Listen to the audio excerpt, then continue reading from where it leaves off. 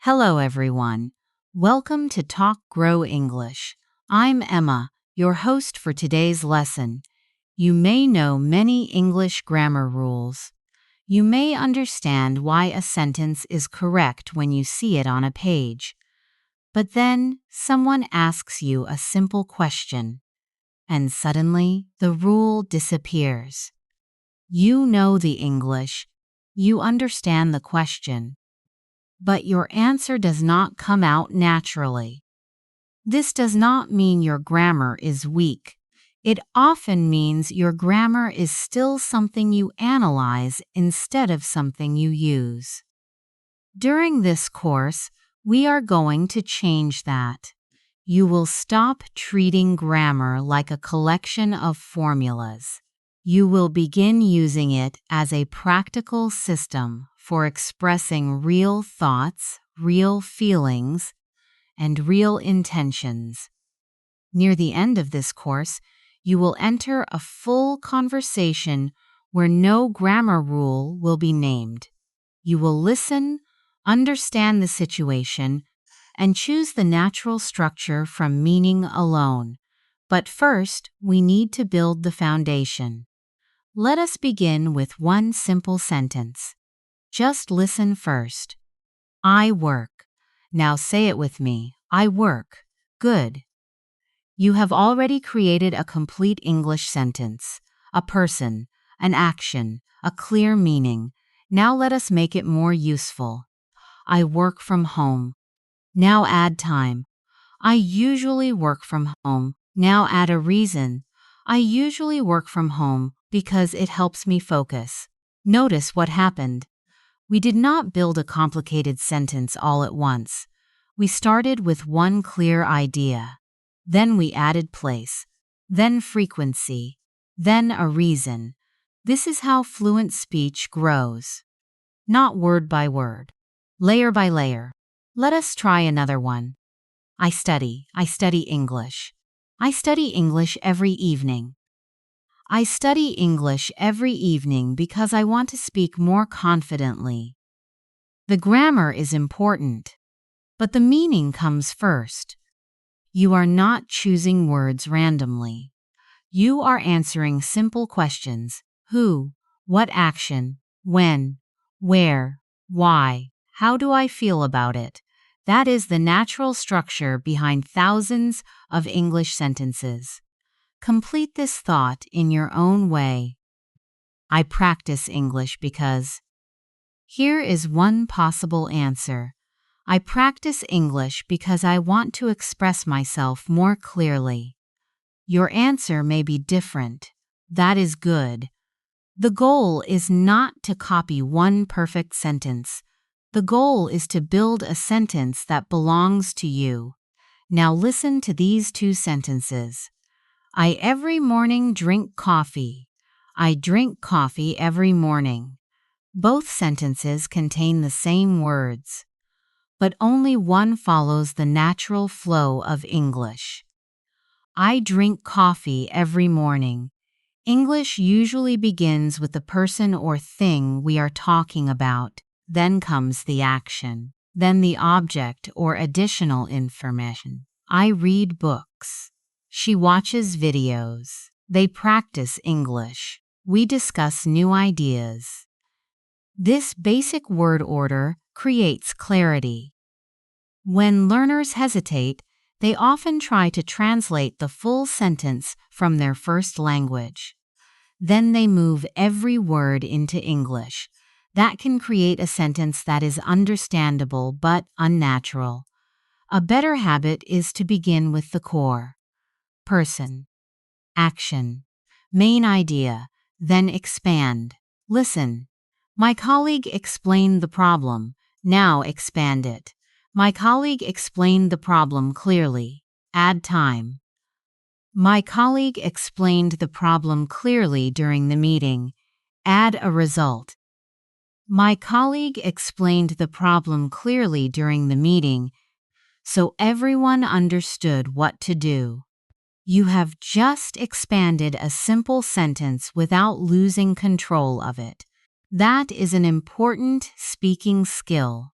Now let us compare a correct sentence with a more natural spoken sentence. Sentence 1. I wish to obtain more information about the meeting. Sentence 2.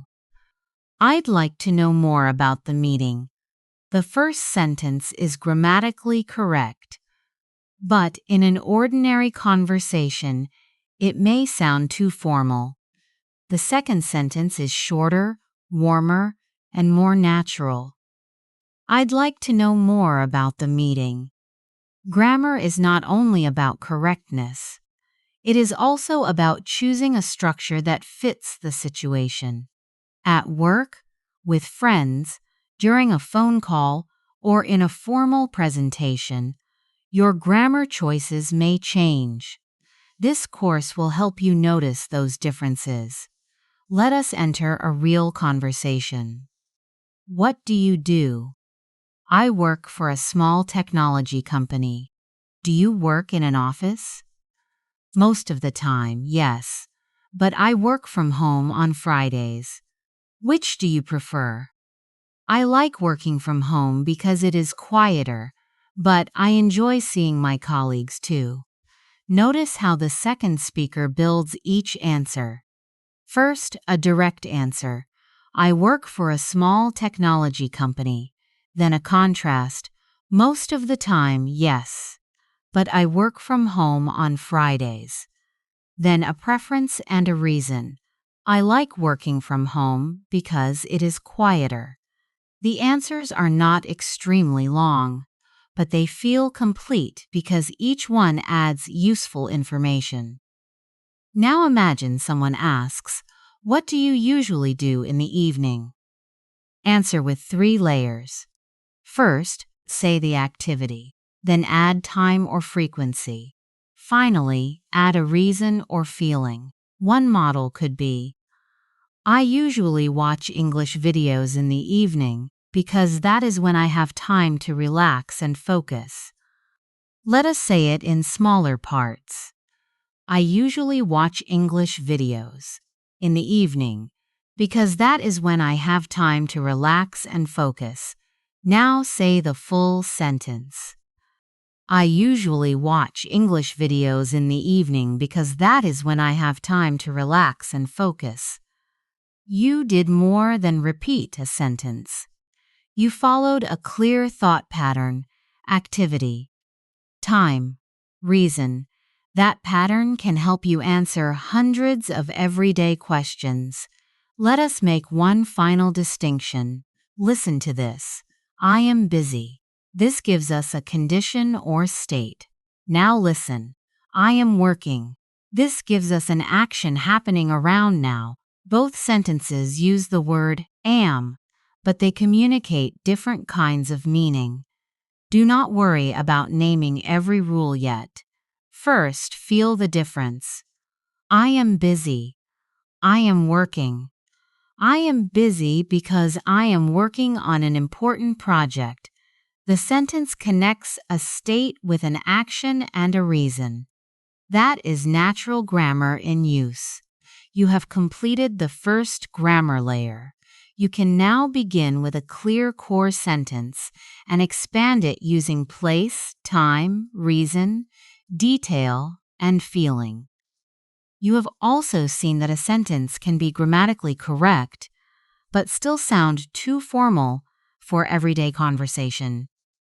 In the next part, we will explore how English changes when you talk about what you usually do, what you are doing right now, and what is only temporary.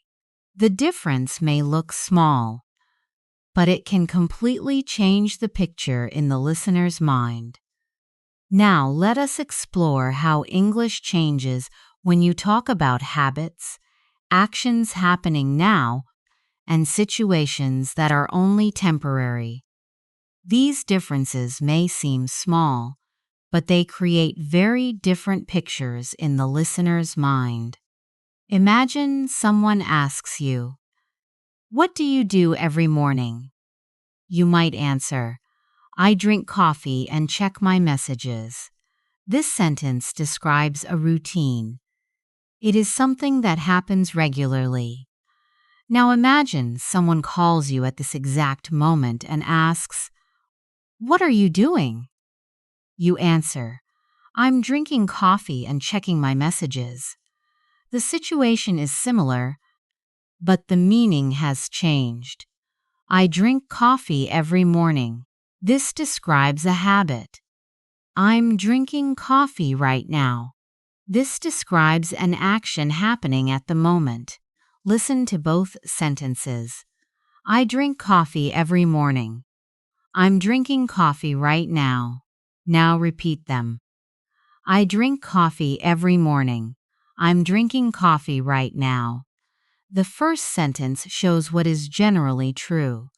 The second sentence shows what is happening now. Let us use another example.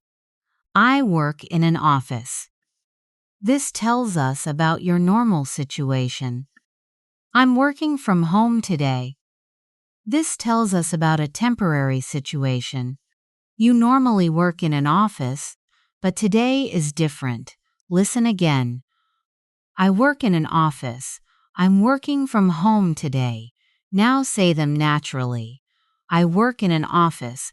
I'm working from home today. Notice the time expressions.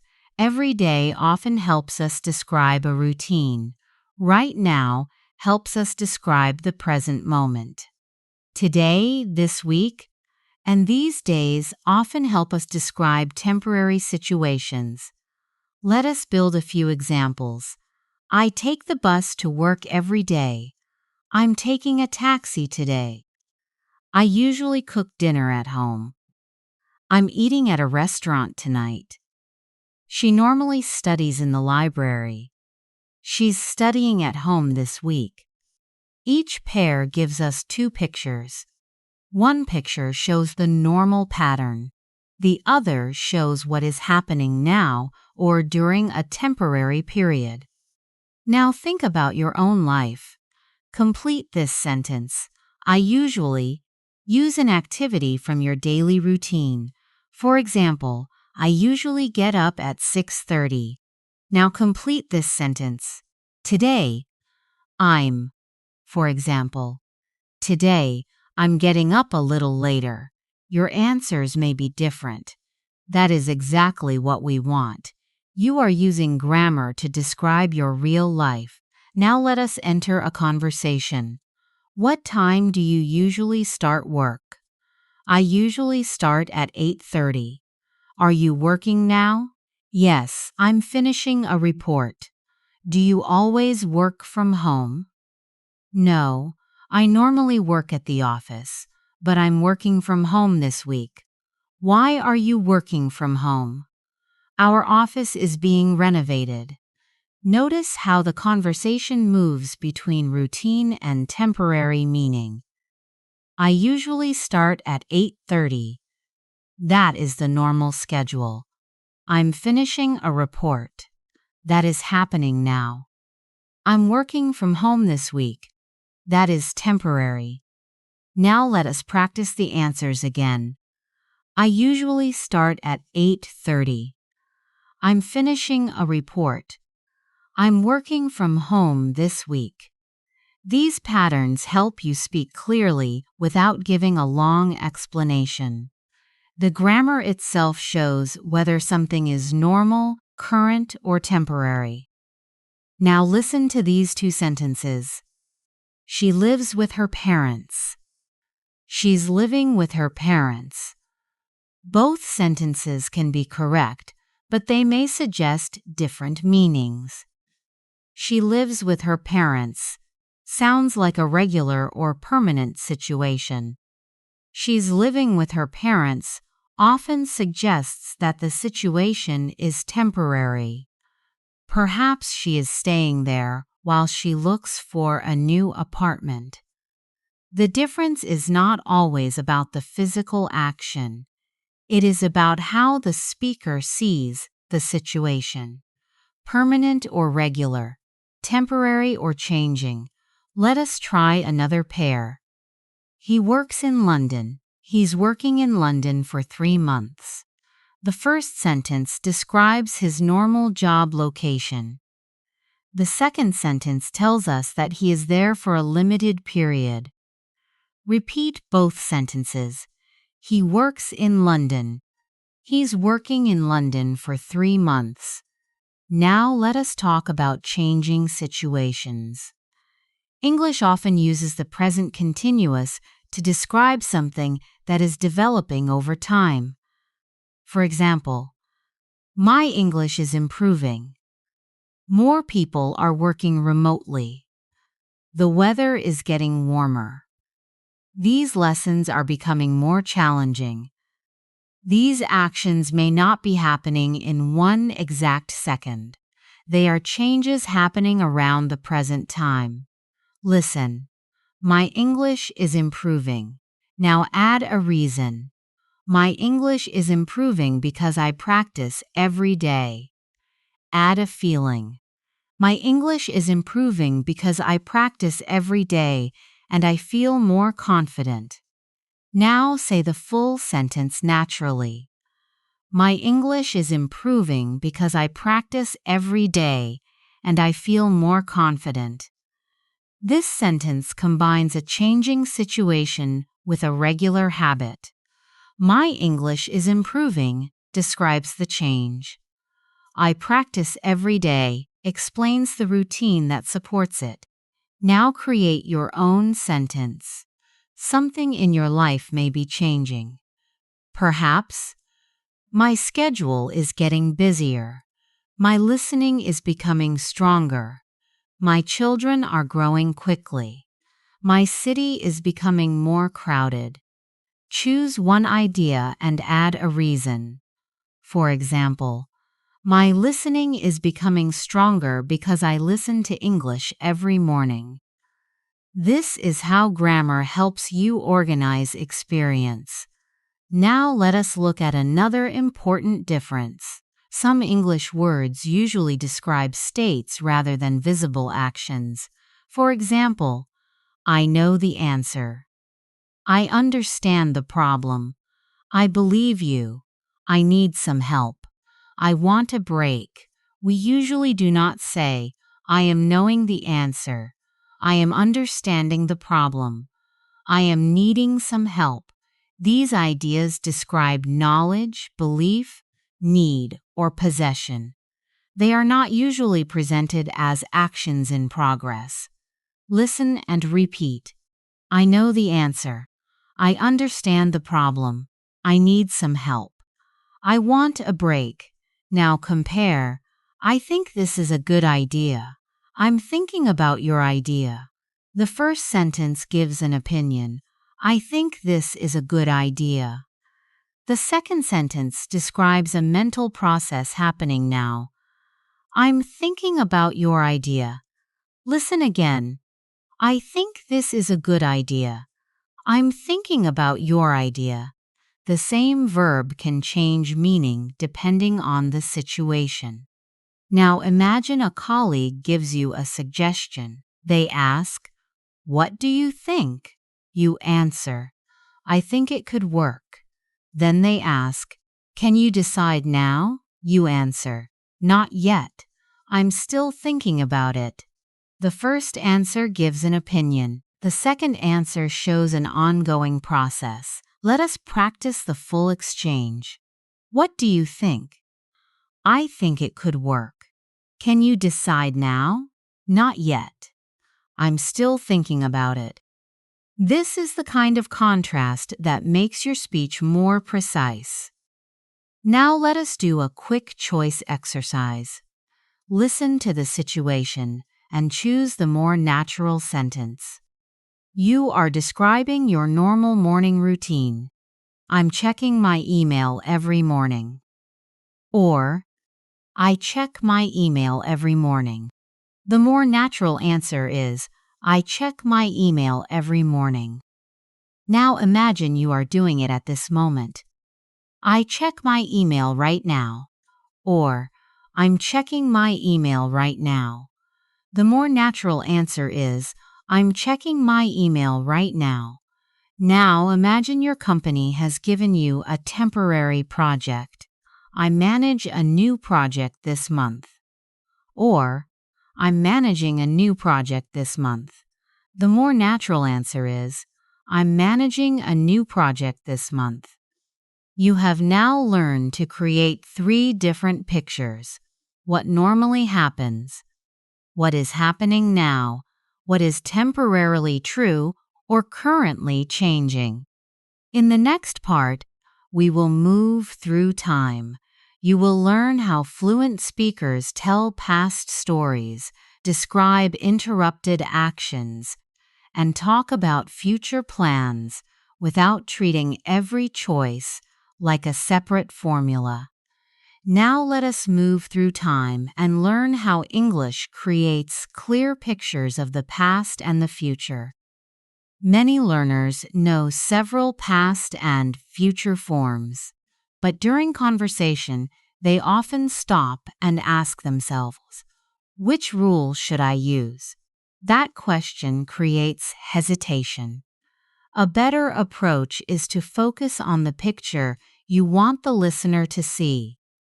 Are you talking about one completed event? Are you describing what was happening around that event? Did one past action happen before another? Are you talking about a plan, an arrangement, a quick decision, or a prediction? Let us begin with a simple completed action. Yesterday, I finished my report. The action started in the past and ended in the past. The time is clear. Yesterday I finished my report. Say it naturally. Yesterday I finished my report. Now add a result. Yesterday I finished my report, so I finally had time to relax. This is a complete past event followed by its result. Let us try another one. I called my friend. Add time. I called my friend last night. Add a reason. I called my friend last night because I needed some advice. Now add what happened next. I called my friend last night because I needed some advice. And we talked for almost an hour. The sentence grows naturally because each new part answers another question. When? Why? What happened next? Now think about something you completed yesterday. Begin with, yesterday, You might say, yesterday, I cleaned my room. Yesterday, I watched a movie. Yesterday, I finished an important task. Choose one event and add a reason or result. For example, yesterday, I finished an important task, so I felt much more relaxed. Now let us change the picture. Imagine you were in the middle of an action when something else happened. I was cooking when the phone rang. The cooking was already in progress. Then the phone rang. Listen again. I was cooking when the phone rang. The longer background action creates the scene. The shorter event interrupts or changes it. Let us try another example. I was driving home when it started to rain. The driving was happening first. Then the rain began. Now add a reaction. I was driving home when it started to rain, so I slowed down. Say the full sentence. I was driving home when it started to rain, so I slowed down. Here is another situation. She was giving a presentation when the computer stopped working. The presentation was in progress. The computer problem happened during it. Now imagine how she responded.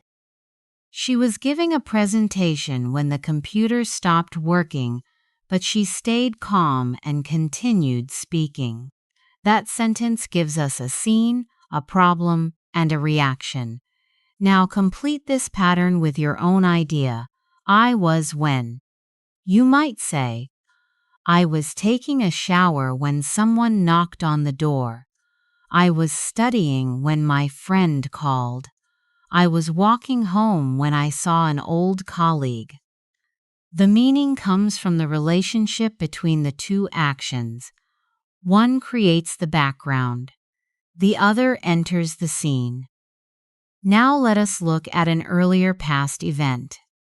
Imagine you arrived at the station, but the train was already gone.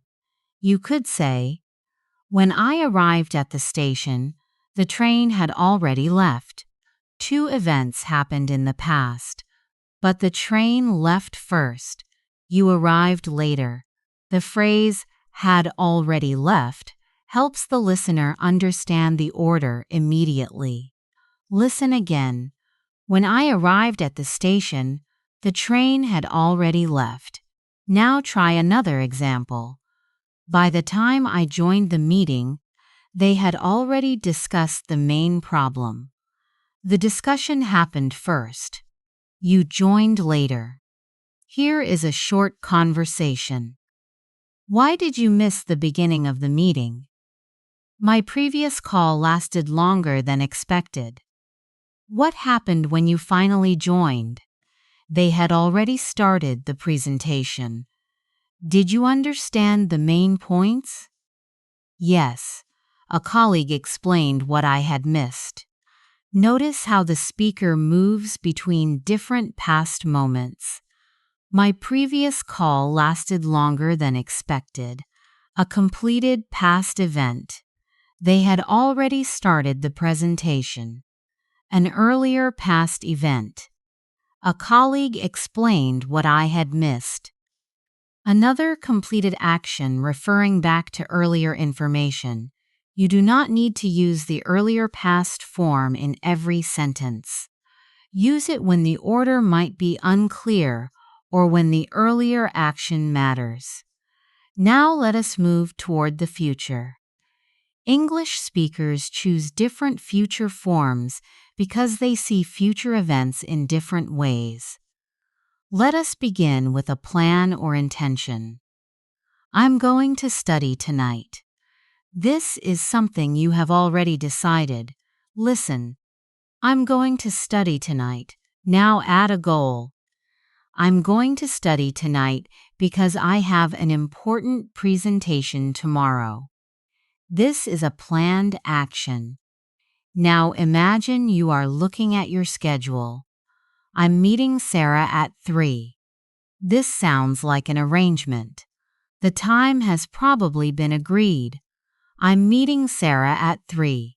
Compare these sentences. I'm going to meet Sarah soon. I'm meeting Sarah at 3. The first focuses on your intention. The second sounds more fixed and arranged. Now imagine the phone rings. You decide at that moment to answer it. I'll get it. This is a quick decision made now. Someone says, "We don't have any milk." You respond, "I'll buy some on my way home." The decision is made during the conversation. Listen to the exchange. "We don't have any milk. I'll buy some on my way home." Now compare that with a plan you made earlier. "I'm going to buy some milk after work." Both sentences refer to the future, but they show different kinds of thinking. "I'll buy some" sounds like a decision made now. "I'm going to buy some" sounds like a plan or intention that already exists. Let us enter a natural conversation. What are you doing this weekend? I'm visiting my sister on Saturday. Is that already arranged? Yes, we're having lunch at a new restaurant. That sounds nice. What about Sunday? I'm not sure yet. I think I'll stay home and relax. Notice the different future pictures. I'm visiting my sister on Saturday. A fixed arrangement. We're having lunch at a new restaurant. Another arrangement. I think I'll stay home. A prediction or decision that is not completely fixed. Now let us practice predictions. Look at the dark clouds. You might say, "It's going to rain." The evidence is visible now. You can see the clouds. But if you are simply giving your opinion about tomorrow, you might say, I think it will rain tomorrow. The first prediction is based on present evidence. The second is a belief or opinion. Listen to both. Look at those clouds. It's going to rain. I think it will rain tomorrow. Now try another situation. Someone is carrying too many boxes. You say, you're going to drop something. You see evidence in the present. Now imagine you are discussing technology. You say, I think artificial intelligence will change many jobs. This is a broader prediction or opinion. Future grammar becomes easier when you focus on intention, arrangement, immediate decision, evidence, or prediction. Now let us combine the past, present, and future in one conversation. How has your week been? It's been busy. What happened? I had 2 meetings yesterday, and I was preparing a report when my manager called.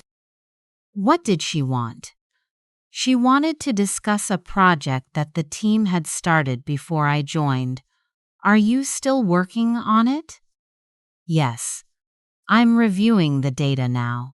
What are you going to do next? I'm going to finish the report tonight. And tomorrow? I'm meeting the team at 10, so we'll probably make a final decision then. This conversation moves naturally through time. A past event, a background action, an earlier past action, a current activity, a plan, an arrangement, a prediction. The grammar is not random. Each form helps the listener understand the speaker's perspective. Now tell a short story about yesterday and tomorrow. Use this simple structure. Yesterday while I was, something happened. Before that I had. Tomorrow I'm going to. Here is one model. Yesterday, I worked from home. While I was answering emails, my internet stopped working. Before that, I had already completed my most important task. Today, I'm working in the office. Tomorrow, I'm going to meet a client. Your story does not need to be complicated. It only needs to show the order and perspective clearly. You have now completed the first major grammar foundation. You can describe routines, current actions, temporary situations, completed past events, background actions, earlier past events, plans, arrangements, quick decisions, and predictions. In the next part, we will turn grammar into conversation control.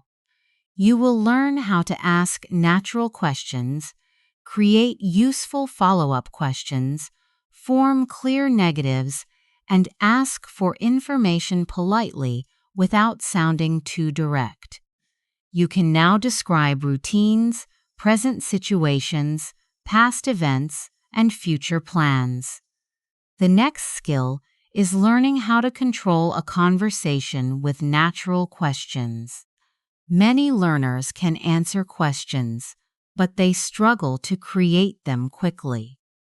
They may know what they want to ask, but the words come out in the wrong order, or they use one basic question again and again. What? Why? Where? These questions are not always wrong, but in real conversations we often need more complete, polite, and natural questions. Let us begin with a simple statement. You work from home. Now turn it into a question. Do you work from home? Listen to the difference. You work from home. Do you work from home? The statement gives information. The question asks whether the information is true. Now try another one. She speaks English. The question becomes, does she speak English? Notice that we say, "Does she speak English?" We do not say, "Does she speaks English?" The word does already carries the grammar. The main action returns to its simple form. Listen. She speaks English. Does she speak English? Now use the same pattern. They live near the office. Do they live near the office? He drives to work. Does he drive to work? You practice every day. Do you practice every day? These questions help you discover facts, habits, and regular situations. Now imagine you want more information.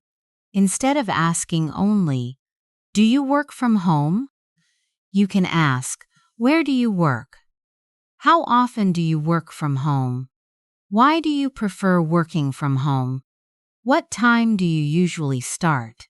Each question has a different purpose. Where asks about place. How often asks about frequency. Why asks about reason. What time asks about time. Let us enter a natural conversation. What do you do? I work in marketing.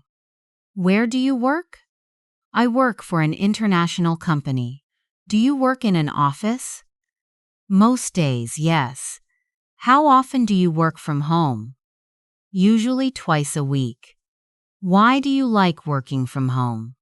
Because it is quieter and I can concentrate better. Notice how each answer creates the next question. This is how natural conversations continue. You do not need to prepare every question before the conversation begins. Listen to the answer. Choose one useful detail. Ask about that detail. For example, I work in marketing. You hear the word marketing. You can ask, what kind of marketing do you do? I work for an international company. You hear international company. You can ask, where is the company based? I work from home twice a week. You hear twice a week. You can ask, which days do you usually work from home? This is the follow-up question skill. It shows that you are listening. It also removes the pressure of finding a completely new topic. Now practice with this answer. I started learning English 3 years ago. What follow-up question could you ask? You might ask, why did you start learning English? How did you study at the beginning? Did you find it difficult? Who did you practice with? Each question follows naturally from the original answer. Now let us move to questions about actions happening now. The statement is, you are working. The question becomes, are you working? The statement is, she is talking to a client. The question becomes, is she talking to a client? The statement is, they are waiting outside. The question becomes, are they waiting outside? Listen and repeat the natural pattern. Are you working? Is she talking to a client? Are they waiting outside? Now add question words. What are you working on? Who is she talking to? Why are they waiting outside? What are you doing? Where are you going? These questions ask about the present situation. Now compare. What do you do? What are you doing? What do you do? Usually asks about your job, role, or regular activity. What are you doing? Asks about your activity at this moment. Listen to the conversation. What do you do? I'm a teacher. What are you doing right now? I'm preparing tomorrow's lesson. The first answer describes a regular identity or profession. The second describes a current action. Now let us move into past questions. The statement is, you called Emma. The question becomes, did you call Emma? We do not say, did you called Emma? The word did already carries the past meaning. Listen. You called Emma. Did you call Emma? Now practice. They finished the report. Did they finish the report? He attended the meeting. Did he attend the meeting? She sent the email. Did she send the email? Now add question words. When did you call Emma? Why did they change the plan? Where did he meet the client? What did she say? How did you solve the problem? These questions help you explore past events. Listen to this short conversation. Did you speak to Emma yesterday? Yes, I called her after lunch. What did she say? She said the project was almost finished. Did she mention the deadline? Yes. She said they needed 2 more days. Why do they need more time? One of the team members has been ill. The conversation moves naturally between the past and the present. Now let us explore negative statements. I understand. I don't understand. She works here. She doesn't work here. They finished the task. They didn't finish the task. Negatives help you correct information, express limits, and describe what is not true. Listen. I don't understand this part. She doesn't work on Fridays. They didn't finish the task yesterday. Now make the negative more useful. I don't understand this part, so could you explain it again? She doesn't work on Fridays, but she is available on Monday. They didn't finish the task yesterday because they needed more information. A negative sentence often sounds more complete when you add a reason, contrast, or solution. Now consider negative questions. Don't you work from home? Isn't she joining us? Didn't they send the report? These questions often show surprise, expectation, or a request for confirmation. Imagine you thought your colleague worked from home on Fridays. You see him in the office and ask, "Don't you usually work from home on Fridays?" You expected something different. Imagine a friend told you she was coming to dinner. Someone says she is not coming. You ask, "Isn't she joining us tonight?" Again, the question shows that you expected another situation. Use negative questions carefully because tone matters. They can sound curious, surprised, or critical depending on your voice. Now let us make questions more polite. Direct question. Where is the station? This is correct. A more polite version is, could you tell me where the station is? Notice the word order. We say, where is the station? But after, could you tell me, we say, could you tell me where the station is? We do not say, could you tell me where is the station? Listen again. Where is the station? Could you tell me where the station is? Another direct question. What time does the meeting start? A more polite version. Do you know what time the meeting starts? Direct. When will the manager arrive? Polite. Do you know when the manager will arrive? Direct. Why was the order canceled? Polite. Could you explain why the order was canceled? These indirect questions are useful with strangers, customers, colleagues, and people in formal situations. Now enter a workplace conversation. Do you know when the client will arrive? I think she'll be here around 2. Could you tell me which room we're using? We're meeting in room 12. Do you know whether James is joining us? I'm not sure. He hasn't confirmed yet. Could you check with him? Of course. I'll message him now. The questions sound respectful without being excessively formal. Now, let us practice clarification. Sometimes the problem is not grammar. The problem is that you did not hear or understand the message. Instead of pretending to understand, use a clarification question. Could you say that again? Sorry, I didn't catch the last part. What do you mean by that? Could you explain that in another way? Are you saying that the meeting has been canceled? Just to make sure I understand, do you need the report today? These phrases keep you inside the conversation. They also prevent misunderstandings. Listen to this exchange. We may need to adjust the timeline.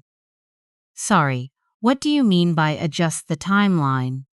I mean, we may need to move the deadline. Are you saying we need more time? Yes, probably another 3 days. Just to make sure I understand, the new deadline would be Friday? That's right. This is not a failure to understand. It is effective conversation control. Now complete one final challenge. Someone tells you, I'm working on a new project with a team in another country. Create 3 follow-up questions. You might ask, what kind of project are you working on? Which country is the team based in? How often do you meet with them? Now create one polite question. Could you tell me when the project is expected to finish? You have now learned how to ask about routines, present actions, and past events. You can create follow-up questions, form negatives, show surprise with negative questions, ask indirectly, and clarify meaning. In the next part, one small change in grammar will allow you to sound more polite, more certain, less certain, more supportive, or more demanding. We will explore how words such as can, could, might, should, must, and would change the emotional force of a sentence. You can now ask clear questions, continue conversations, and request clarification politely.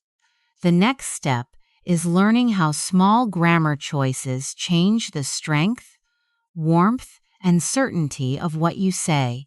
Compare these 2 sentences. Send me the report. Could you send me the report? Both sentences communicate the same basic need, but they do not create the same feeling. Send me the report is direct. It may sound appropriate in an urgent situation, but it can also sound like an order. Could you send me the report? Is softer and more polite. The grammar changes the relationship between the speakers.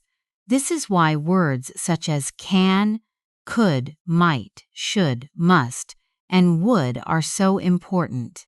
They do more than describe actions. They show attitude. They show certainty. They show respect. They show how much pressure the speaker wants to create. Let us begin with ability. I can speak English. This means you have the ability. She can solve the problem. They can join the meeting online. Now think about something you can do. You might say, I can understand most everyday conversations. I can write professional emails. I can explain my ideas clearly. Now add a limitation. I can understand most everyday conversations, but I still struggle when people speak very quickly.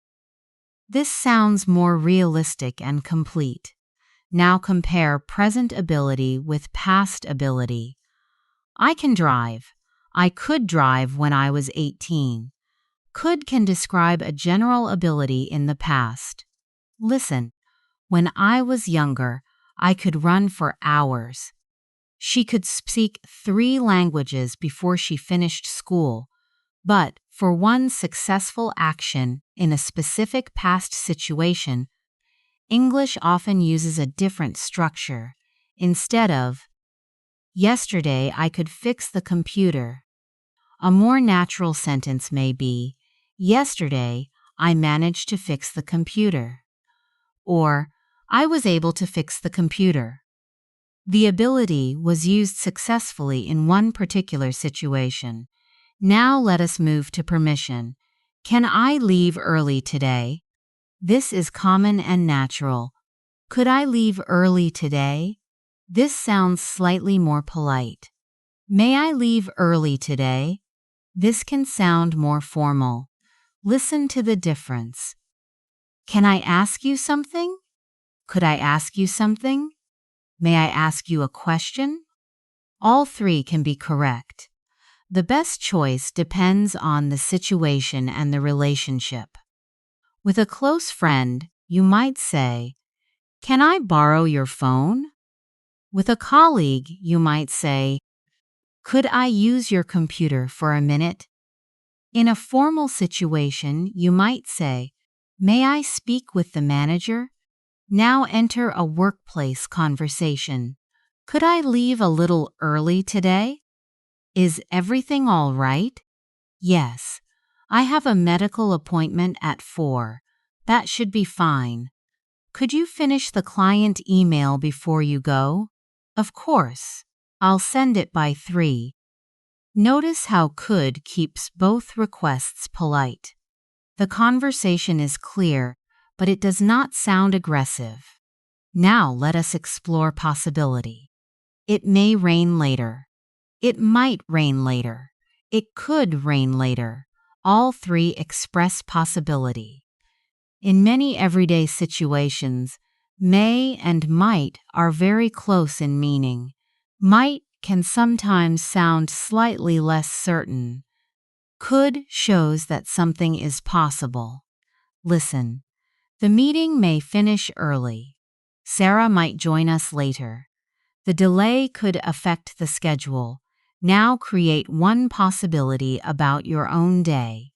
You might say, "I might go out this evening. I may need to work late. I could watch a movie after dinner." Now add uncertainty. "I might go out this evening, but I haven't decided yet." This is a natural way to speak when your plan is not fixed.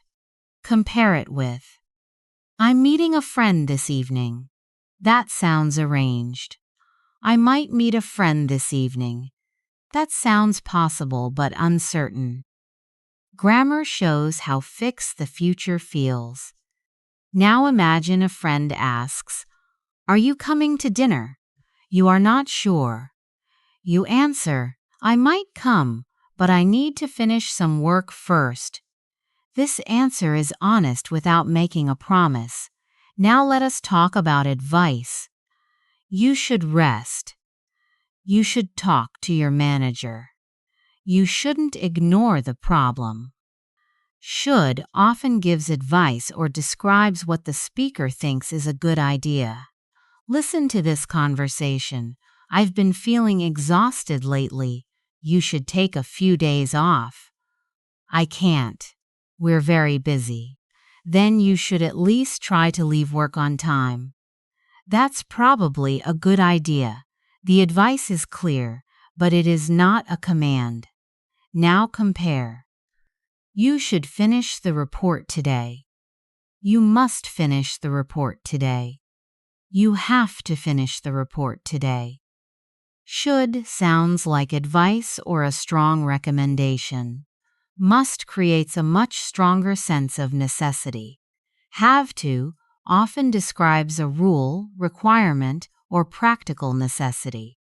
Imagine a manager says, "You have to submit your expenses by Friday." This may be a company requirement. A safety officer says, "You must wear protective equipment in this area." This sounds like a strict and important rule. A colleague says, "You should save a copy of the document." This is useful advice. Listen again. You should save a copy. You have to submit it by Friday. You must wear protective equipment. The emotional force becomes stronger. Now let us examine an important contrast. You don't have to attend the meeting. You mustn't attend the meeting. These sentences have completely different meanings. You don't have to attend means attendance is not necessary. You may attend, but it is optional. You mustn't attend means you are not allowed to attend. Listen carefully. You don't have to bring any food. This means it is unnecessary. You mustn't bring food into the laboratory. This means it is prohibited. Now choose the correct meaning. The event is free, so payment is unnecessary. You don't have to pay. The information is confidential, so sharing it is prohibited. You mustn't share this information. This difference is small in form but very important in meaning. Now let us explore polite requests with would. Would you help me? Would you mind helping me? Would you be able to help me? These phrases sound respectful and give the other person space to respond. Listen to the difference. Open the window. Can you open the window? Could you open the window? Would you mind opening the window? The request becomes progressively softer, but longer is not always better. With a friend, can you open the window may be perfectly natural. In a professional or sensitive situation, would you mind opening the window may sound more considerate. Now listen to this exchange. Would you mind checking this report before I send it? Not at all. When do you need it? Would you be able to look at it before lunch? I should have time around 11. Thanks. I really appreciate it. The speaker uses would to make the request gentle. The response, I should have time, expresses a reasonable expectation, not an absolute promise. Now consider this sentence. The package should arrive tomorrow. Here, should is not advice. It expresses expectation. Based on the information available, tomorrow is the expected arrival time. The meeting should finish by 5. The traffic should be lighter after 7. Emma should be here soon. These statements sound likely, but not completely certain. Now compare levels of certainty. Emma will be here at 6. This sounds confident. Emma should be here at 6. This sounds expected. Emma might be here at 6. This sounds possible but uncertain. Listen to all three. Emma will be here at 6. Emma should be here at 6. Emma might be here at 6. One small word changes the speaker's level of certainty. Now let us practice a more difficult situation. Your colleague wants to promise a delivery date, but you are not completely sure the team can meet it. Instead of saying, "We will finish by Friday," you might say, "We should be able to finish by Friday." This sounds confident but leaves room for uncertainty. If the risk is higher, you might say, "We might be able to finish by Friday, but we need to review the remaining work." This is more cautious. If Friday is a strict requirement, you might say, "We have to finish by Friday." Each sentence describes a different reality. Now enter a professional discussion. Can we complete the project by the end of the month? We should be able to, but we may need additional support. Could we move one person from another team? That might help. Would the other manager agree? I'm not sure. We may have to discuss it with her. Should I arrange a meeting? Yes, that would be useful. This dialogue combines ability, possibility, necessity, suggestion, and polite cooperation. The speakers do not only exchange information, they manage certainty and relationships. Now give advice for this situation. A friend says, I want to improve my speaking, but I only practice once a week. You might answer, you should practice for a few minutes every day. Now soften the advice. You could try practicing for a few minutes every day. You could sounds like a suggestion or option. You should sounds like a stronger recommendation. Now make the suggestion more supportive. You could try practicing for a few minutes every day. It might help English feel more familiar. This is natural, helpful, and not too forceful. Now, imagine the friend asks, do I have to study grammar every day? You answer, no, you don't have to study rules every day, but you should use English regularly. Notice the contrast. Studying rules is not necessary every day. Regular practice is recommended. Now complete one final challenge. Choose the best word for each meaning. You are asking a colleague politely for help. Could you help me with this? You are giving advice. You should check the figures again. You are describing a strict rule. You must wear an identification badge. You are explaining that something is unnecessary. You don't have to print the document. You are describing an uncertain possibility. The client might change the deadline. You are describing a reasonable expectation. The meeting should finish before lunch. You have now learned how grammar changes emotional force.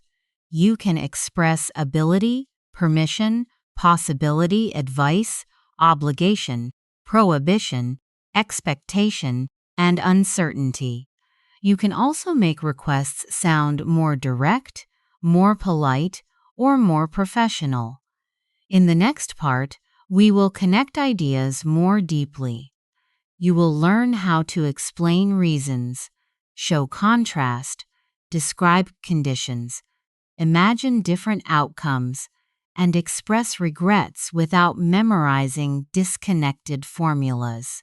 You can now change the strength, politeness, and certainty of your sentences. The next step is learning how to connect ideas so your English sounds more complete, logical, and expressive. Many learners can produce short sentences. I was tired. I finished my work. I went home. Each sentence is correct, but fluent speakers often connect these ideas. I was tired, so I finished my work and went home. The connection helps the listener understand the relationship between the ideas. Let us begin with reasons. I stayed home because I felt tired. The phrase after because explains the reason.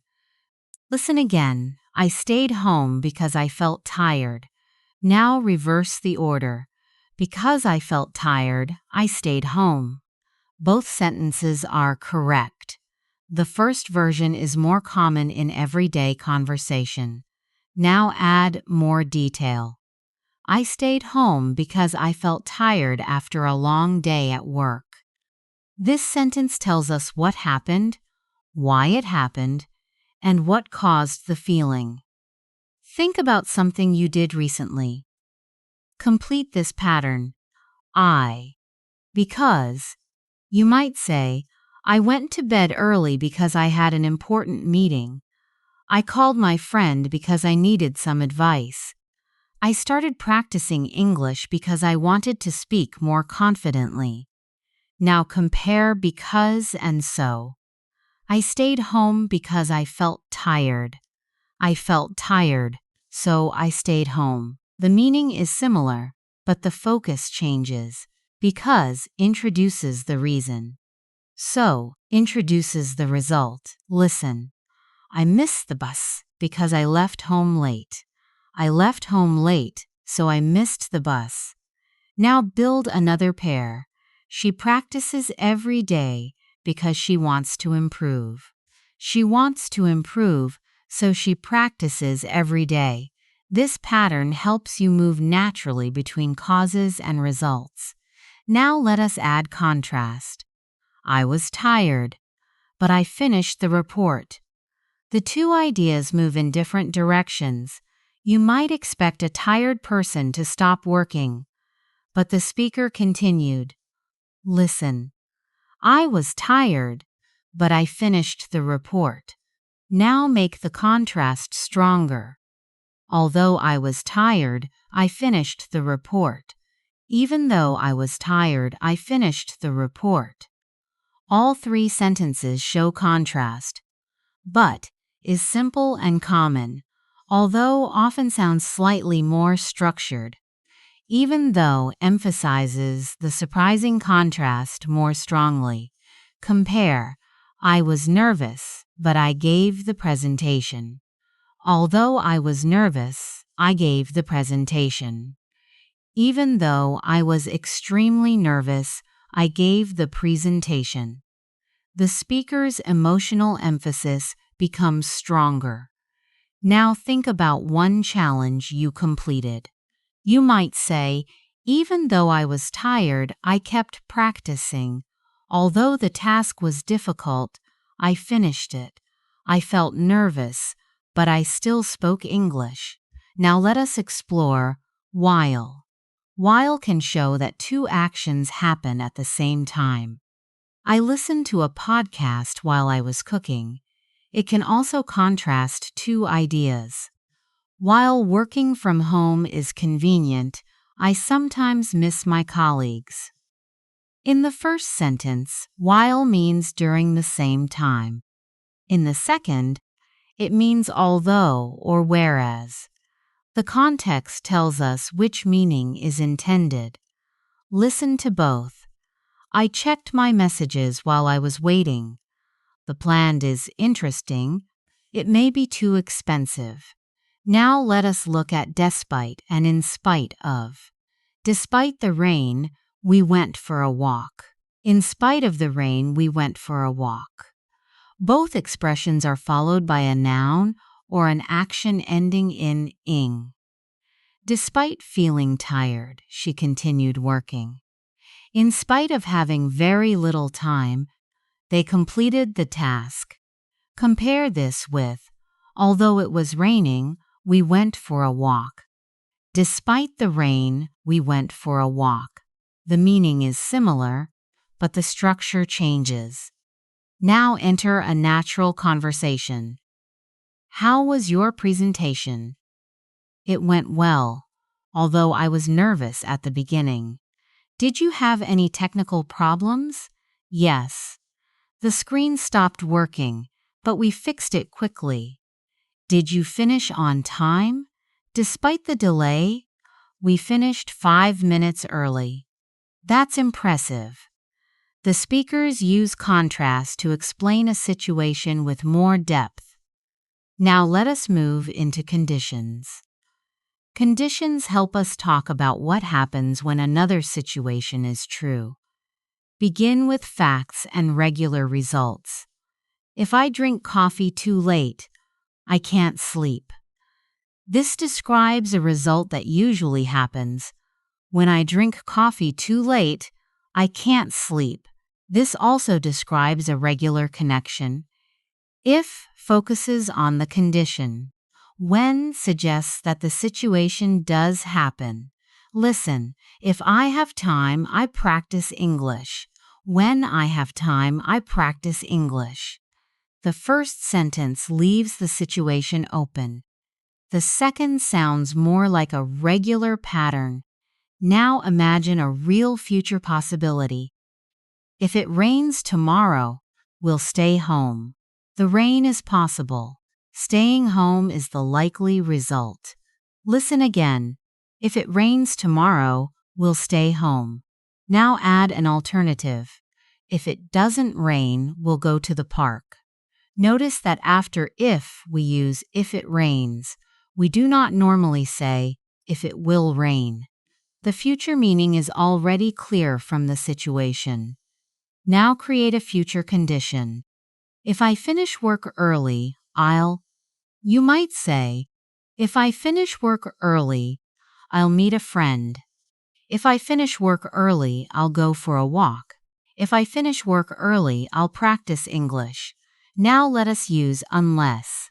Unless means if not. We'll be late unless we leave now. This means we'll be late if we do not leave now. Listen to both. We'll be late unless we leave now. We'll be late if we don't leave now. Another example.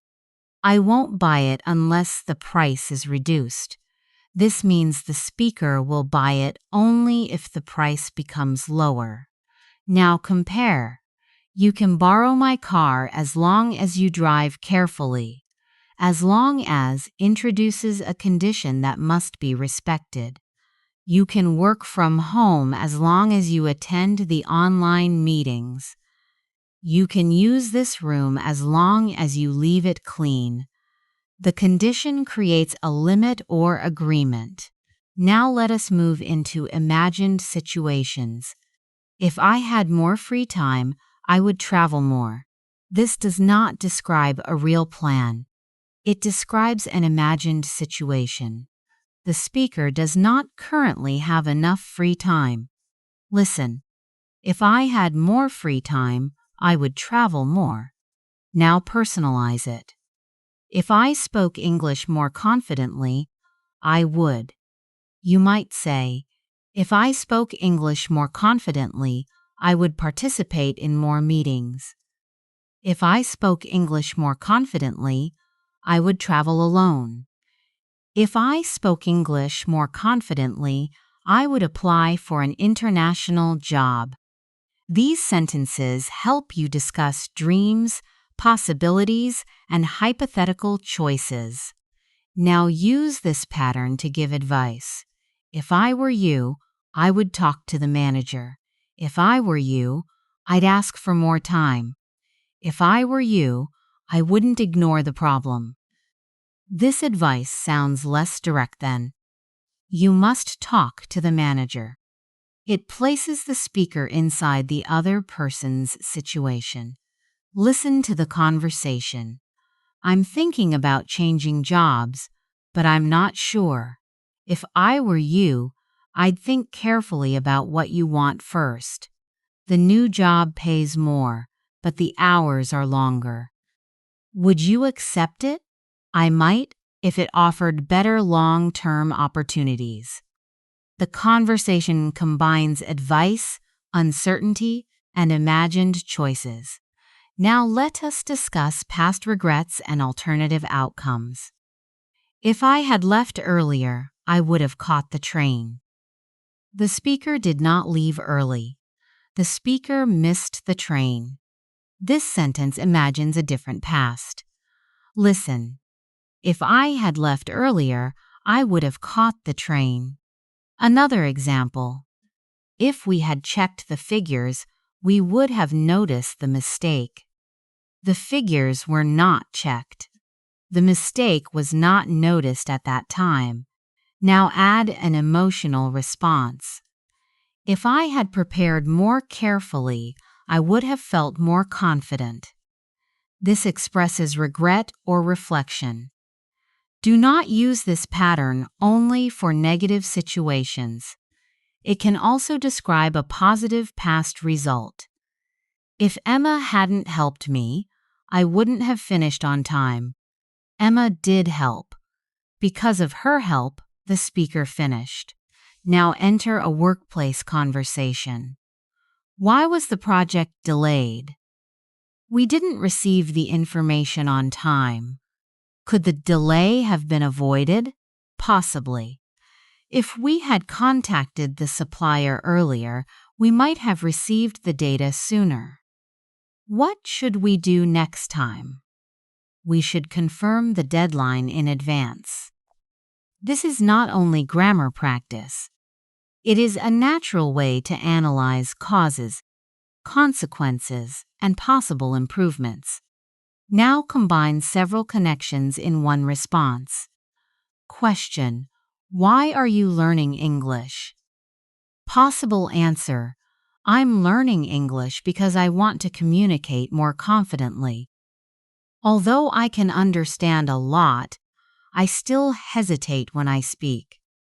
If I practice regularly, I know I'll become more comfortable. If I had started speaking earlier, I might have improved faster, but I'm focusing on what I can do now. Notice the movement, a reason, a contrast, a real future condition, a reflection on the past. This is how connected grammar creates depth. Now complete one final speaking challenge.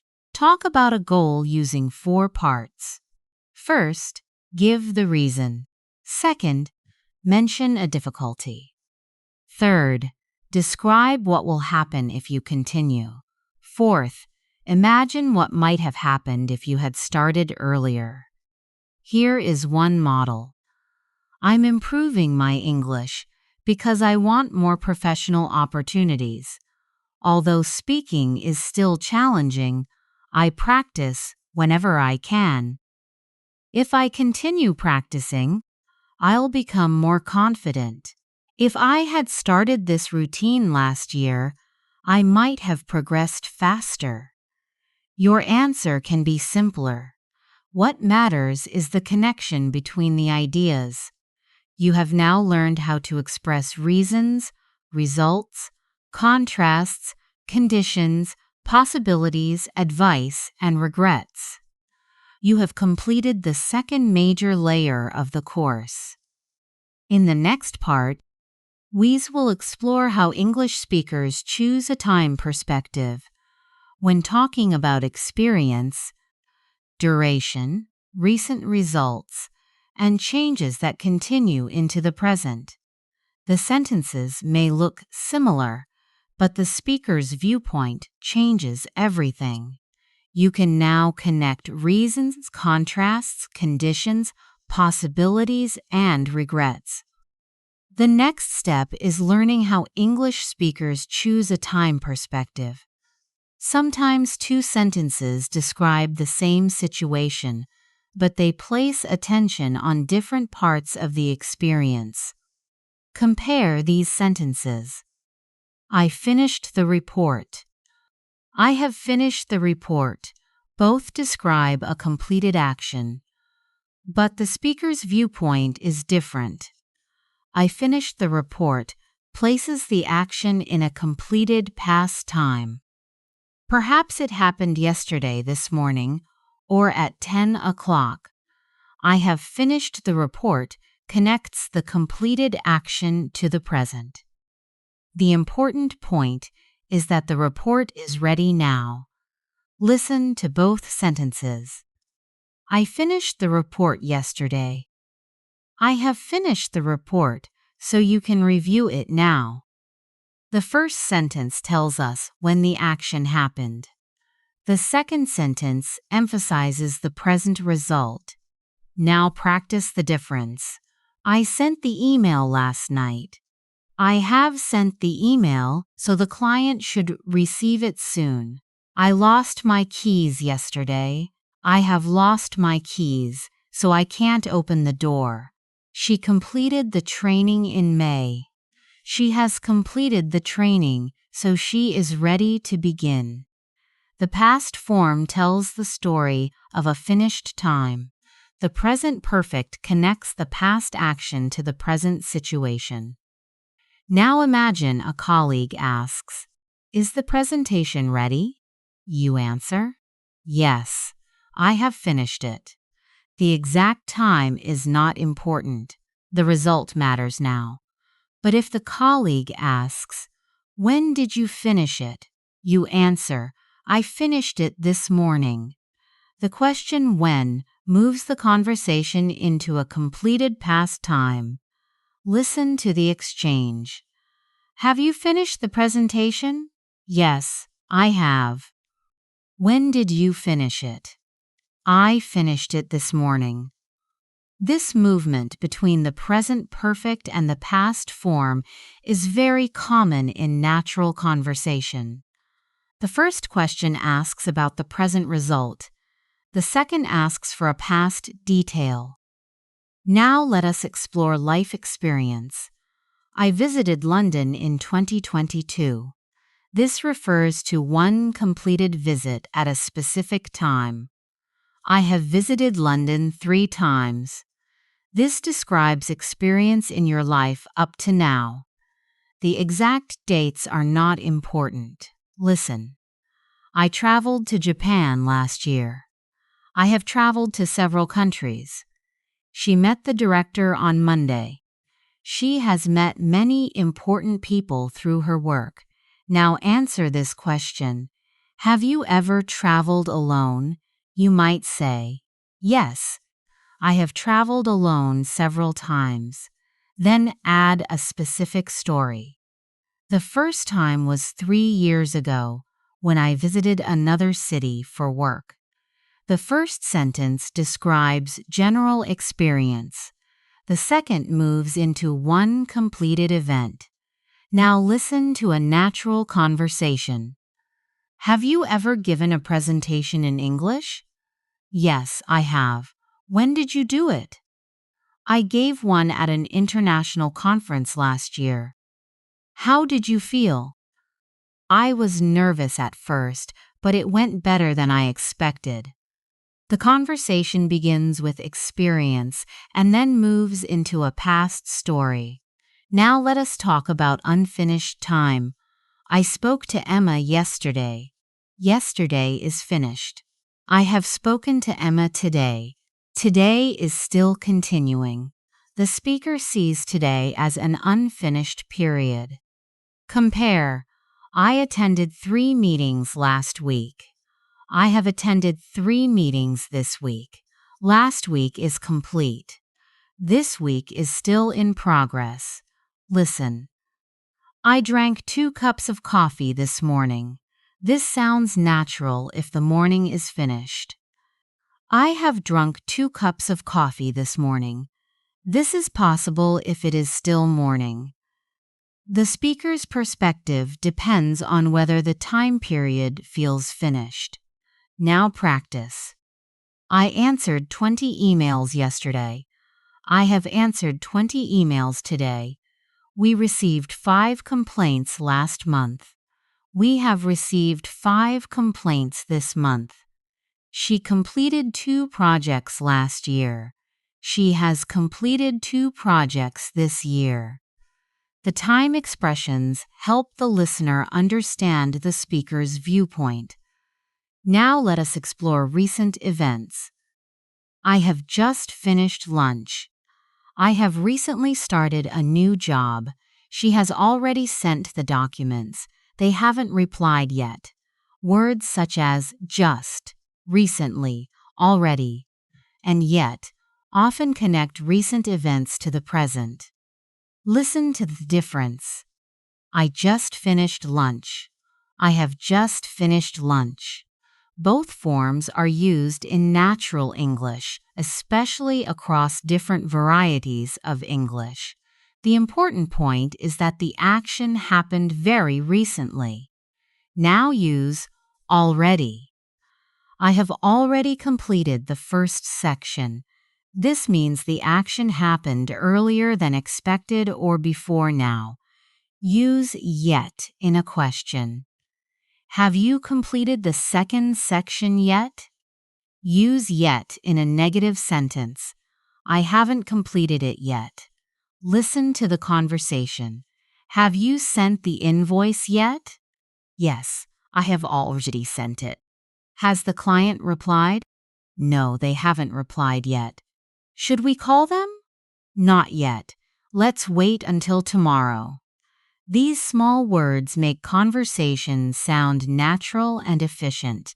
Now let us move to duration. I live in this city. This describes a present situation. I have lived in this city for 10 years. This tells us that the situation began in the past and continues now. Listen again. I have lived in this city for 10 years. Use for with a length of time, for 10 years, for 6 months, for a long time. Use since with a starting point. Since 2016. Since January. Since I graduated. Compare. I have worked here for 5 years. I have worked here since 2021. Both sentences describe the same continuing situation from different perspectives. One gives the length, the other gives the starting point. Now create your own sentence. I have studied English for, you might say, I have studied English for 4 years, or I have studied English since you started university. Now add a change. I have studied English for 4 years and I have become much more confident. This sentence connects duration with progress. Now compare these two sentences. I have worked here for 5 years. I have been working here for 5 years. Both may describe an activity that began in the past and continues now. The first often focuses on the fact or result. The second emphasizes the continuing activity or duration. Listen, I have written 3 reports today. The focus is on the completed number. I have been writing reports all day. The focus is on the continuing activity and the time spent. Another example. She has read 5 chapters. The focus is on the completed amount. She has been reading for 3 hours. The focus is on the activity and duration. Now imagine someone looks tired. You ask, "What have you been doing?" They answer, "I have been preparing for tomorrow's meeting." The activity explains the present appearance. Perhaps the person is tired because the preparation has continued for some time. Listen to the conversation. You look exhausted. I have been working on the budget all afternoon. Have you finished it? I have completed the main section. But I haven't checked the final figures yet. Notice the difference.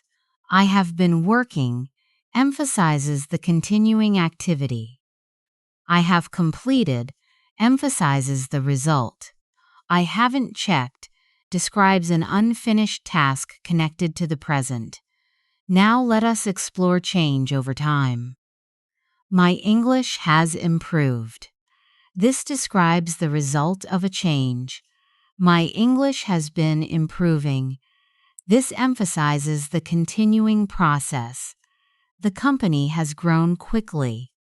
The company has been growing quickly. Prices have increased.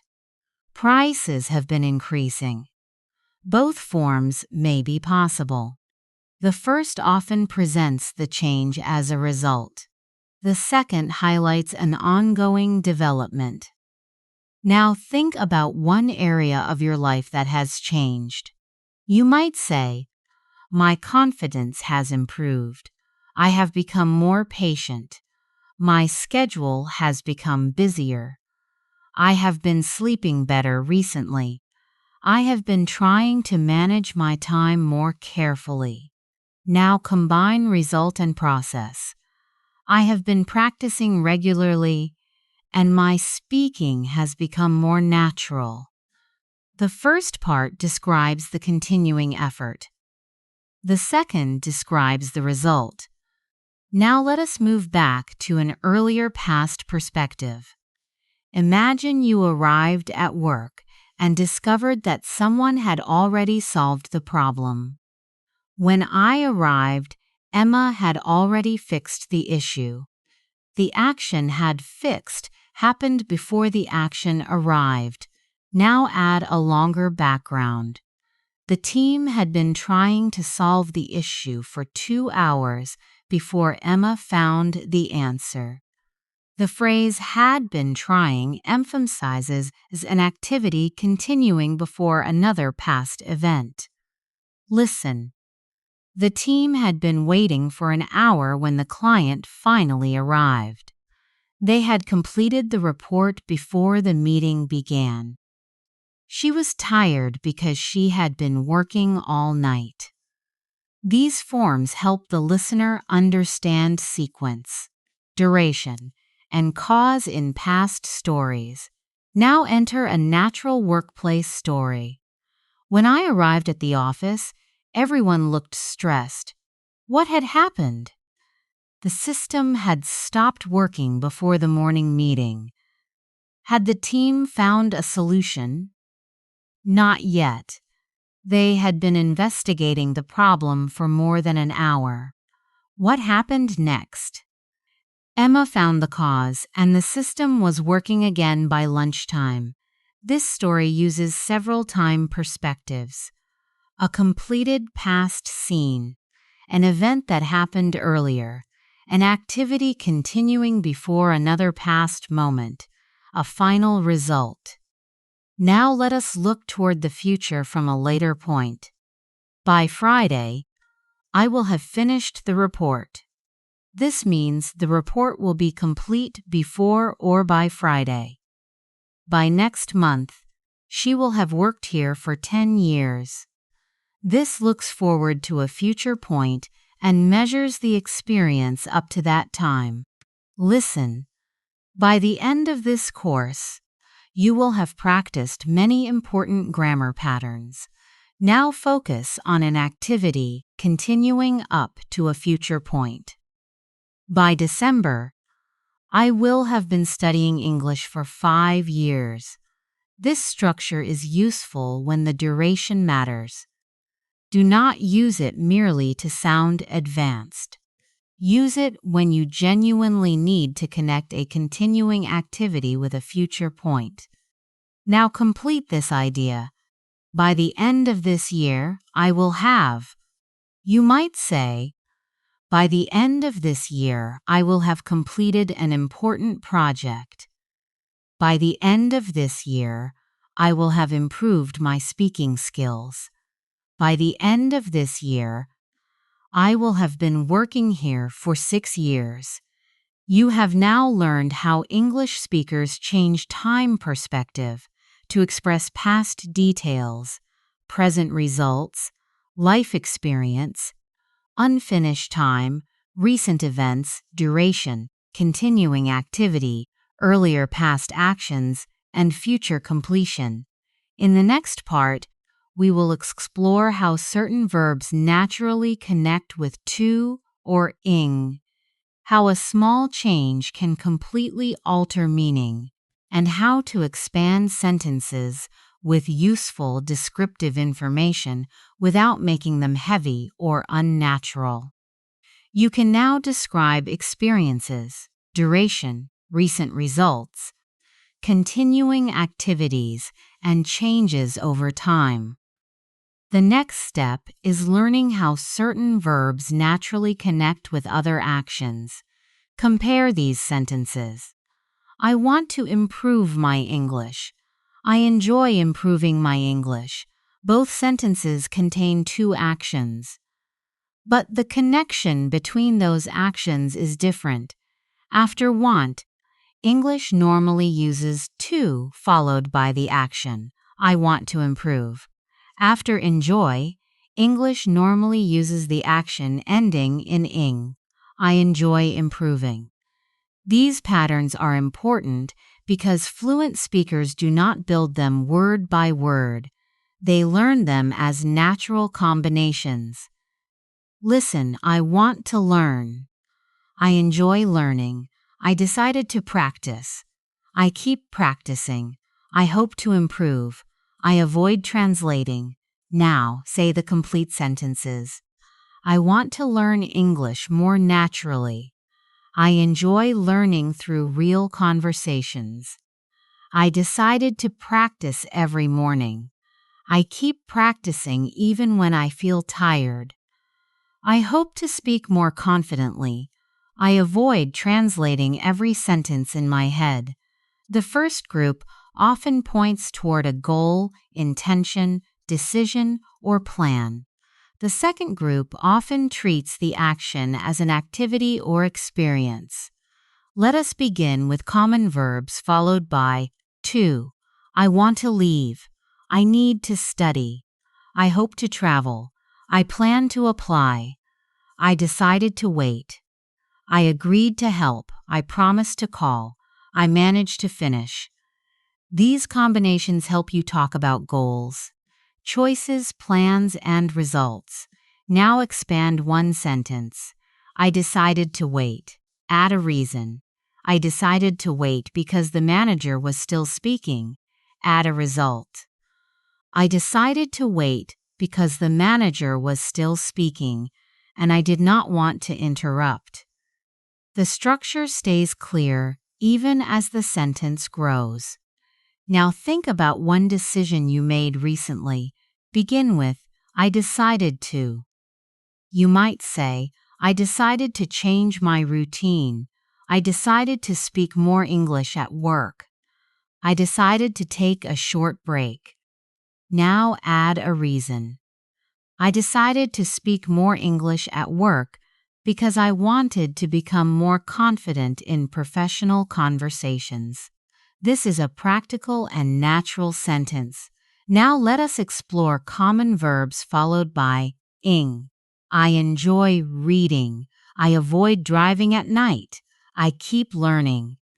I finished writing the report. I suggest meeting earlier. I do not mind waiting. She considered changing jobs. They discussed moving the deadline. Listen to the patterns. I enjoy reading. I avoid driving. I keep learning. I finished writing. The action after these verbs becomes the activity being enjoyed, avoided, continued, or completed. Now enter a natural conversation. What do you enjoy doing in your free time? I enjoy reading and listening to podcasts. Do you ever practice English outside your lessons? Yes. I keep a short journal, and I sometimes practice speaking to myself. Do you mind making mistakes? Not anymore. I have learned to keep speaking even when my sentence is not perfect. Notice the natural combinations. Enjoy reading. Practice speaking. Mind making mistakes. Keep speaking. These patterns are more useful when you learn them inside real sentences. Now let us compare verbs that can use both patterns with a change in meaning. Begin with stop. I stopped smoking. This means the person ended the activity. I stopped to smoke. This means the person stopped another activity in order to smoke. Listen carefully. I stopped working. The work ended. I stopped to answer the phone. I paused another action because I wanted to answer the phone. Another example, we stopped talking. The conversation ended. We stopped to talk. We paused what we were doing so that we could have a conversation. One small change creates a different meaning. Now consider, remember. I remember meeting Emma. This means I have a memory of the meeting. Remember to meet Emma would be unusual in many situations, but remember to call Emma is natural. It means do not forget the future action. Listen, I remember calling Emma yesterday. The call is a memory. Remember to call Emma tomorrow. The call is a future responsibility. Now use forget. I forgot to send the email. The action did not happen because I failed to remember it. I will never forget meeting my first English teacher. The meeting happened, and the memory remains. Listen to both. I forgot to send the email. I will never forget meeting my first English teacher.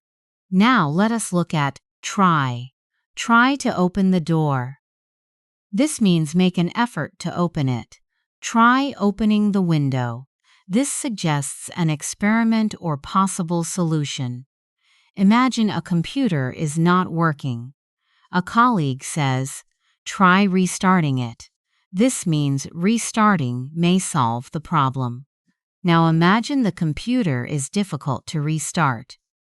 You say, "I tried to restart it, but nothing happened." The first sentence offers a solution. The second describes an effort. Listen to the conversation. The screen is still frozen. Try closing the program and opening it again. I tried to close it, but it is not responding. Then we may need to restart the computer. These small differences make your speech more precise. Now let us build richer sentences with descriptive information. Start with, "I spoke to a woman." This sentence is correct, but it gives very little information. We can add a useful description. I spoke to a woman who works in the finance department. The phrase, "who works in the finance department," tells us which woman. Listen. I spoke to a woman who works in the finance department. Now add a reason. I spoke to a woman who works in the finance department because I had a question about the budget. The sentence is longer, but every part has a purpose. Now try another one. This is the report. Add a description. This is the report that we discussed yesterday. Add a result. This is the report that we discussed yesterday, and I have already corrected the main figures. Now describe a place. That is the cafe where we first met. Describe a time. I remember the day when I gave my first presentation in English. Describe a person. Emma is the colleague who helped me prepare for the meeting. These clauses allow you to combine information without creating many disconnected sentences. Compare. I met a colleague. She works in London. She manages the international team. A more connected version is, I met a colleague who works in London and manages the international team. The second version is smoother because the related details stay together. Now listen to a short story. Last week, I attended a workshop that focused on communication skills. The instructor, who had worked with international teams for many years, gave us several practical examples. One activity involved describing a problem without using the exact word. It was an exercise that helped us become more flexible speakers. Notice that each description adds information without stopping the story. Now let us discuss extra information. Compare these sentences. My brother who lives in Canada is visiting next month. My brother who lives in Canada is visiting next month.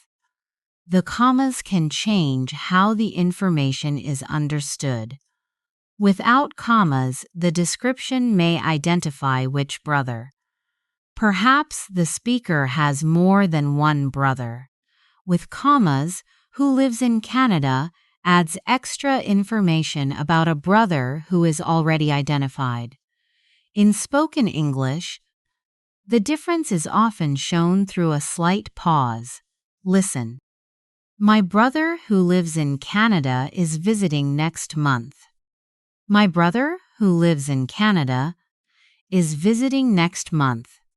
Do not worry about analyzing punctuation while speaking. Focus on whether the description identifies the person or simply adds extra information. Now let us make descriptions shorter when the meaning remains clear. The people who are waiting outside are here for the interview. A shorter version is, The people waiting outside are here for the interview. The documents that were sent yesterday contain the latest figures. A shorter version is, the documents sent yesterday contain the latest figures. These reduced descriptions are common in professional and written English. They can also appear naturally in speech. Listen. The woman sitting near the window is our new manager. The files stored on this computer are confidential. The employees working from home will join the meeting online. Use these shorter forms only when the sentence remains easy to understand. Now enter a workplace conversation. Have you spoken to the client who requested the changes? Yes. I called her this morning. What did she want us to change? She asked us to simplify the section describing the payment process. Did she agree to extend the deadline? Yes. She agreed to give us 2 more days. Do you think we can finish on time? I hope to complete the main changes today, and I plan to review everything tomorrow. This conversation combines verb patterns and descriptive clauses, requested the changes, asked to simplify, agreed to give, hope to complete, plan to review. The section describing the payment process. Now complete a speaking challenge. Talk about a skill you want to develop. Begin with, I want to. Then describe what you enjoy or avoid. I enjoy, I avoid. Add a plan. I plan to. Finally, describe a person, resource, or activity that helps you. Here is one model. I want to speak English more naturally. I enjoy practicing with real conversations, but I avoid memorizing long lists without context. I plan to practice for 15 minutes every morning. I also follow a teacher who explains difficult ideas in a simple way. This response uses several natural patterns without becoming heavy. You have now learned how verbs connect naturally with to and ing. You have seen how small changes can affect meaning with verbs such as stop, remember, forget, and try. You can also expand sentences with descriptions of people, things, places, and experiences. In the next part, we will change the focus of a sentence. You will learn how to emphasize results instead of actions. Describe services that other people perform for you and report what someone said without repeating every word exactly. You can now connect verbs naturally and add useful descriptions without making your sentences heavy. The next step is learning how to change the focus of a sentence. Sometimes the person performing an action is important. Sometimes the action, result, or affected object matters more. Compare these sentences. The technician repaired the computer. The computer was repaired. The first sentence focuses on the technician. The second focuses on the computer and the result. Perhaps we do not know who repaired it. Perhaps the person is not important. Perhaps the listener only needs to know that the computer is working again.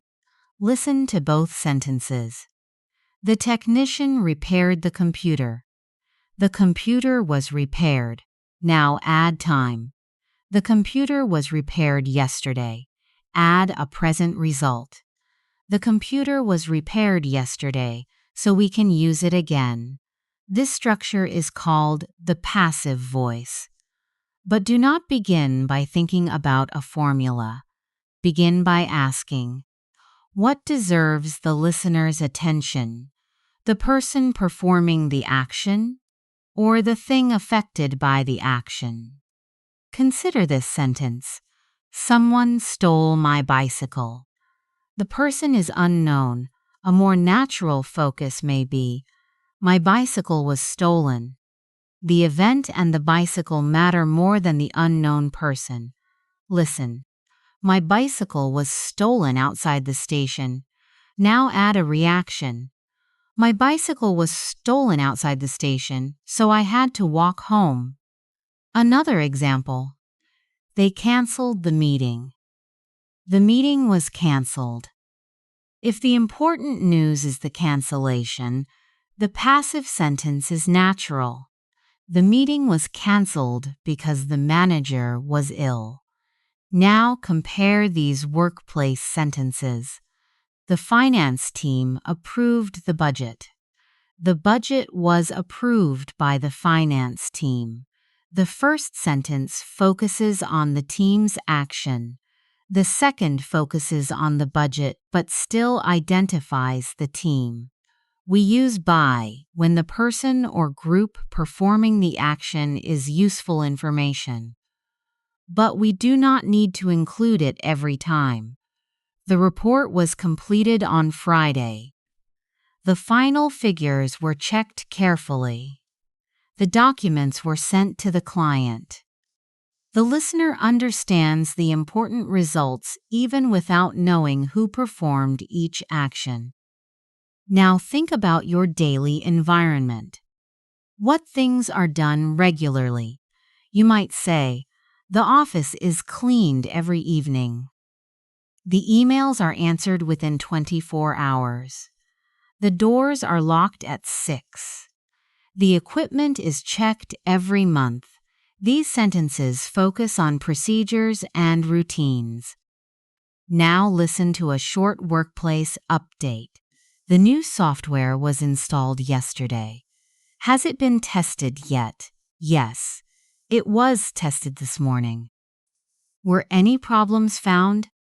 2 small issues were discovered, but they have already been fixed. When will the system be used? It will be introduced to the whole team next week.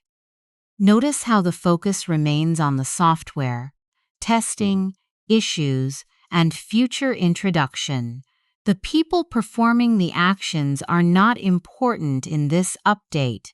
Now let us move through time with passive meaning. Present routine. The rooms are cleaned every day. Current action. The rooms are being cleaned now. Completed past. The rooms were cleaned this morning. Present result. The rooms have been cleaned, so they are ready. Future action. The rooms will be cleaned tomorrow. The focus stays on the rooms. But the time perspective changes. Listen again. The rooms are cleaned every day. The rooms are being cleaned now.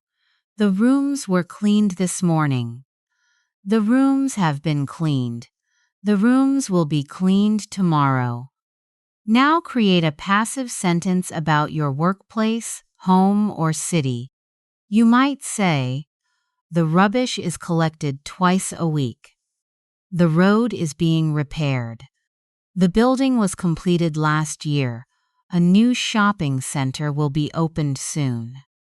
Now let us explore services performed for us. Imagine your hair is too long. You do not cut it yourself. A professional does it for you. You say, I'm going to have my hair cut. This structure focuses on arranging a service. Listen, I'm going to have my hair cut. Another example, I had my car repaired. A mechanic repaired it for you. I'm having my kitchen painted. Someone is painting it as an arranged service. We need to get the air conditioner fixed. Someone else needs to repair it. In everyday English, both have something done and get something done are common. Get often sounds slightly more conversational. Compare, I had my phone repaired yesterday. I got my phone repaired yesterday. Both are natural. Now, enter a daily conversation. Your car sounds much quieter. Yes, I had it repaired last week. What was wrong with it? The brakes needed to be replaced. Was it expensive? A little, but I'm glad I got it done. The phrase got it done means the necessary service was completed. Now think about a service you recently arranged. You might say, I had my eyes tested. I got my passport renewed. I had a document translated. I'm having my house painted. Now expand one sentence. I got my laptop repaired because it kept shutting down during meetings. This sounds natural because the speaker arranged the repair rather than repairing the laptop personally. Now let us move into reported meaning. People do not always repeat exact words. They often summarize what another person said. Direct words. Emma said, "The meeting starts at 10." Reported meaning. Emma said that the meeting started at 10. In many past reports, the time form moves back because we are reporting from a later viewpoint. But natural English is flexible. If the meeting still starts at 10 and the information remains true, a speaker may say, Emma's said the meeting starts at 10. The best choice depends on whether you are emphasizing the original past statement or the continuing truth. Listen to both. Emma said the meeting started at 10. Emma said the meeting starts at 10. Now report another statement. Direct. I need more time. Reported. She said that she needed more time. Direct. We have finished the report. Reported. They said that they had finished the report. Direct. I will call you tomorrow. Reported. He said that he would call me the next day. When we report a message, pronouns, time expressions, and perspective may change. But do not change words mechanically. Focus on the meaning from the reporter's viewpoint. Now listen to a conversation. What did the client say? She said she needed a few changes. Did she explain what she wanted? Yes. She said the introduction was too long and asked us to simplify it. Did she mention the deadline? She said she would like the new version by Friday. This is more natural than repeating every exact sentence the client used. The speaker summarizes the important information. Now compare say and tell. Emma said that the meeting was canceled. Emma told me that the meeting was canceled. We say something. We tell someone something. Listen. He said he was tired. He told me he was tired. They said the project was delayed. They told the manager the project was delayed. Do not say. He told that he was tired. The person receiving the information is normally included after told. Now let us report questions. Direct question. Where is the meeting? Reported question. She asked where the meeting was. Notice the word order. We do not say, she asked where was the meeting. The reported question follows statement order. Direct. When will the report be ready? Reported. He asked when the report would be ready. Direct. Did you call the client? Reported. She asked whether I had called the client, or she asked if I had called the client. Now listen to a short report. What did the manager ask? She asked whether we had completed the research. What did you tell her? I told her we had finished most of it but still needed to check the figures. Did she ask about the deadline? Yes. She asked when the final version would be ready. What did you say? I said we should be able to send it on Thursday. This exchange combines reported statements, reported questions, earlier past meaning, and cautious prediction. Now let us report requests and instructions. Direct. Please send me the document. Reported. She asked me to send her the document. Direct. Do not share this information. Reported. He told us not to share the information. Direct. Check the figures again. Reported. The manager told me to check the figures again. Direct. Could you arrive a little earlier? Reported. She asked me to arrive a little earlier. The meaning becomes ask or tell plus person plus action. Now imagine you missed a meeting and a colleague gives you an update. The manager said the project had been approved. She asked us to prepare a new schedule. She told James to contact the client. She also said that the final report would be reviewed next week. This summary gives you the essential decisions without repeating the meeting word for word. Now let us practice correcting a misunderstanding. Imagine someone says, I heard the project was canceled. You respond, actually, it wasn't canceled. The manager said it had been delayed. The word actually gently corrects the information.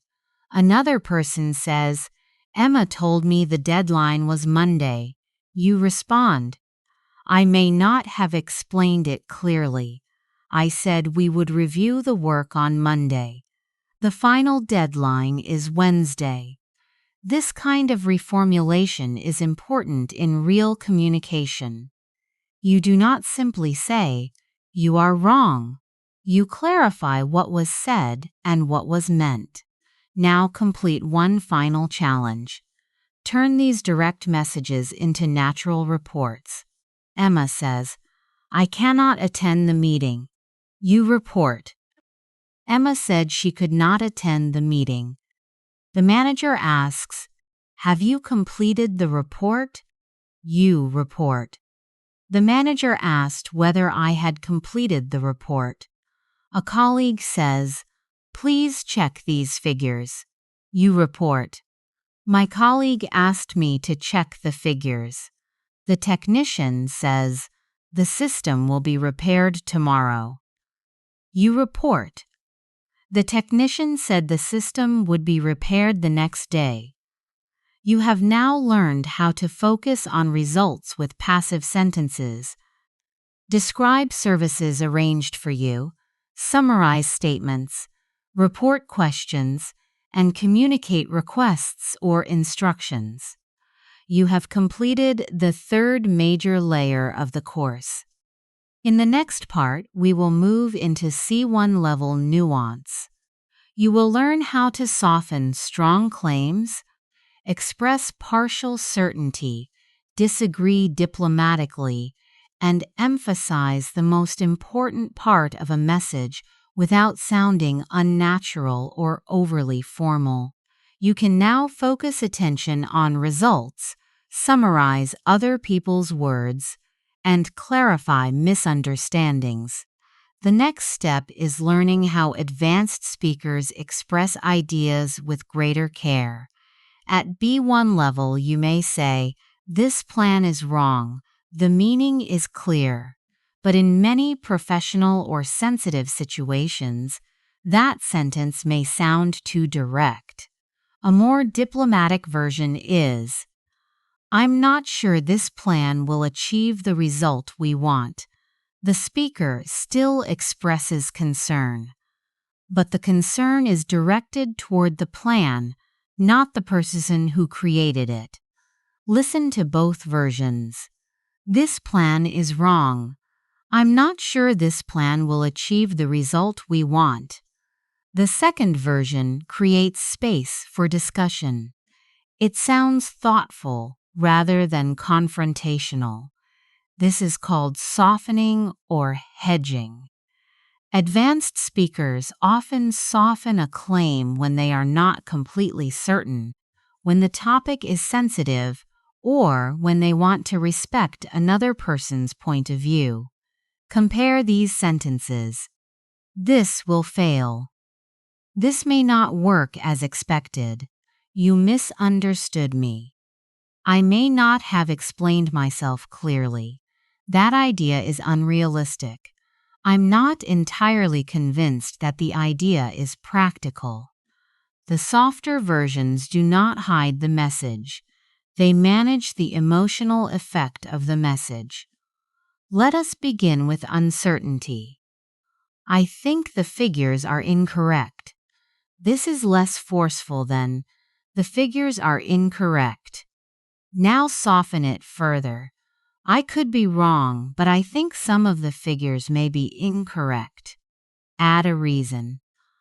I could be wrong, but I think some of the figures may be incorrect because they do not match the previous report.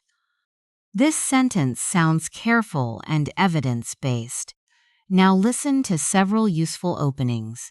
I may be mistaken, but, as far as I can tell, it seems to me that, there appears to be, my impression is that, I could be wrong, but. These expressions show that the speaker is offering an interpretation rather than presenting an unquestionable fact. Now practice. It seems to me that we need more time. There appears to be a problem with the payment. As far as I can tell, the client has not approved the final version. My impression is that the team is feeling overwhelmed. I may be mistaken, but I thought the meeting was scheduled for Thursday. These phrases are especially useful when your information is incomplete. Now enter a workplace conversation. Have you reviewed the new schedule? Yes. I could be wrong, but I think we may have underestimated the amount of work involved. What makes you think that? As far as I can tell, the testing stage will take longer than we expected. Do you think we should change the deadline? It might be worth discussing. The speaker expresses concern without sounding negative or absolute. Now let us soften disagreement. Direct disagreement. I disagree. This can be appropriate.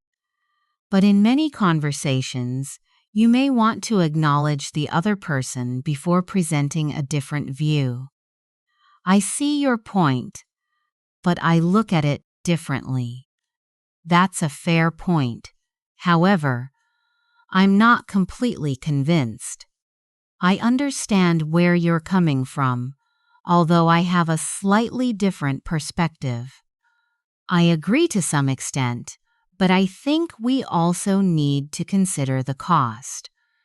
These expressions help separate the person from the idea. You are not rejecting the speaker. You are examining the point. Listen to this discussion. I think everyone should return to the office full-time. I understand why you feel that way, but I'm not sure a single approach will work for everyone. Don't you think people communicate better in person? To some extent, yes. However, remote work also gives some employees more flexibility.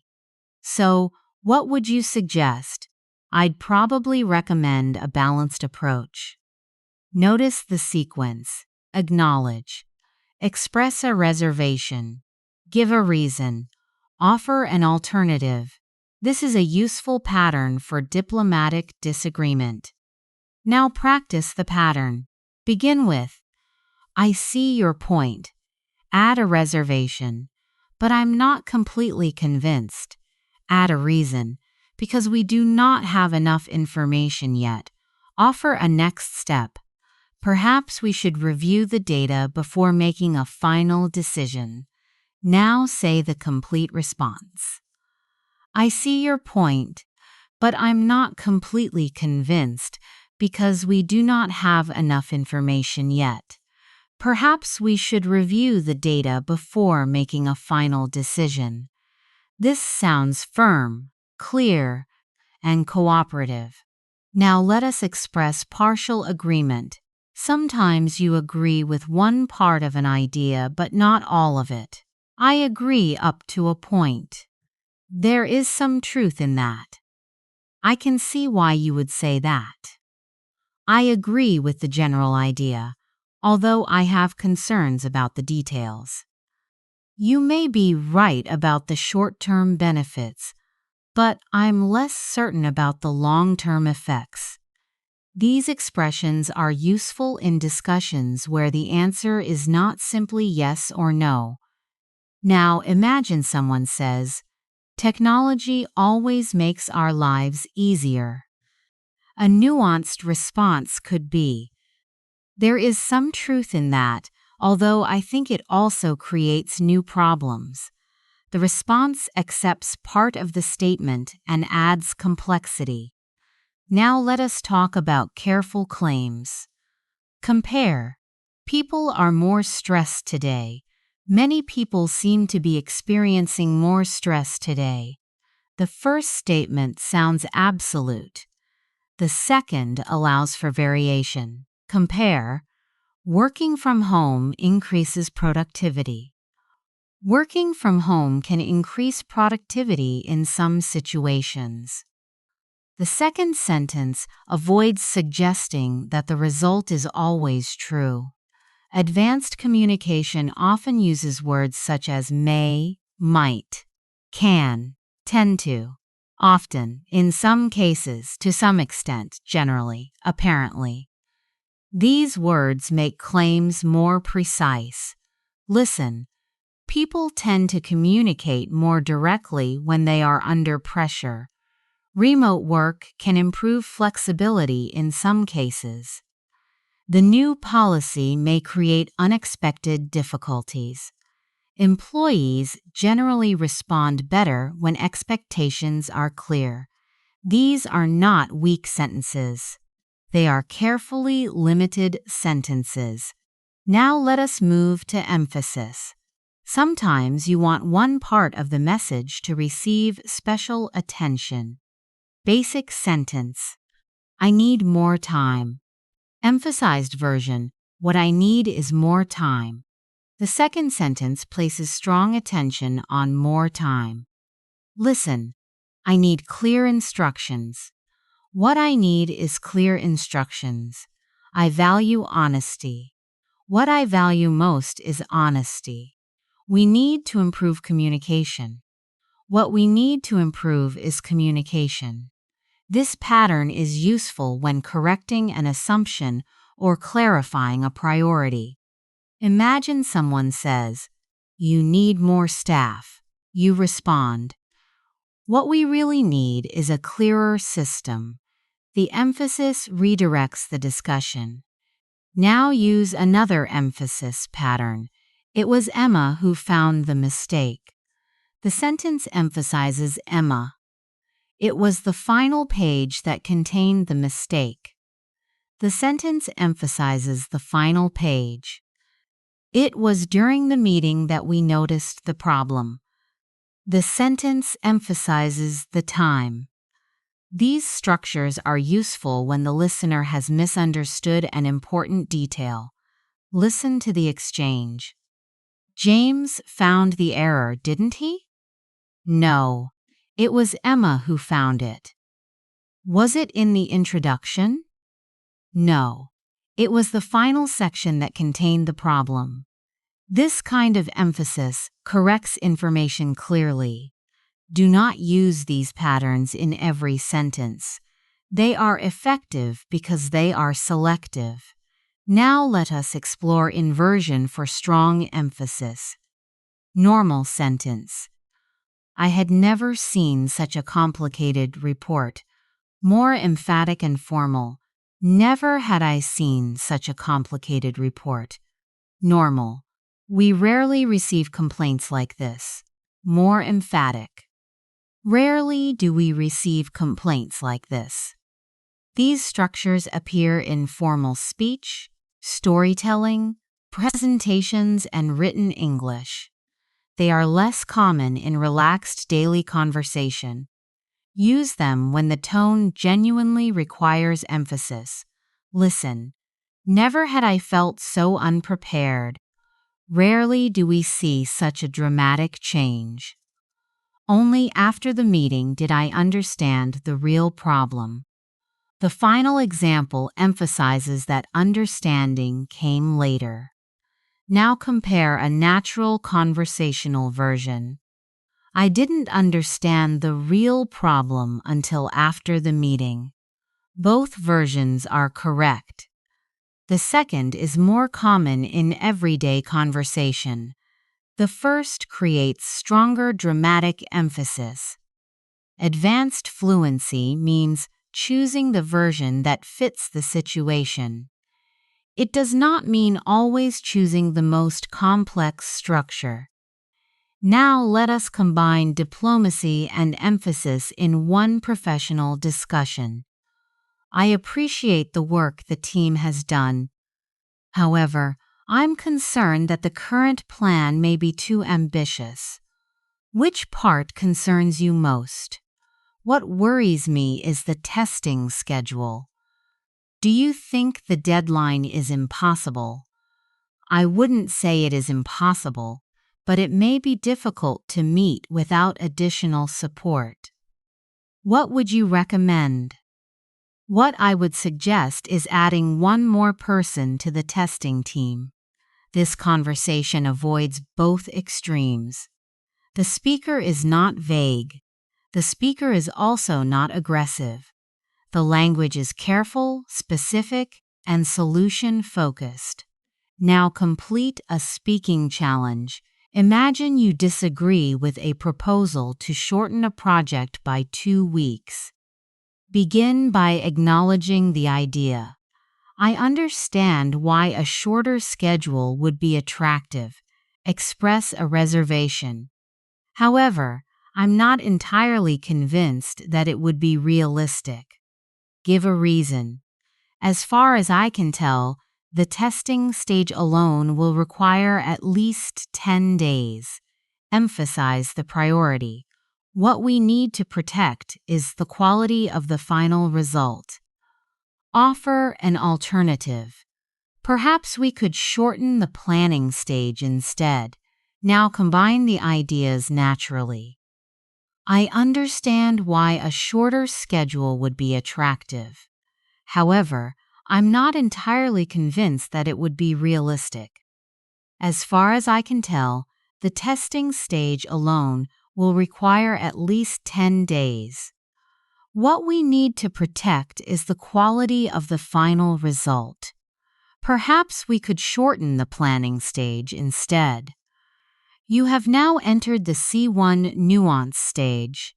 You can soften claims, express limited certainty, disagree diplomatically, show partial agreement, avoid absolute statements, and emphasize important information. In the next part, we will use these skills in longer real-world situations.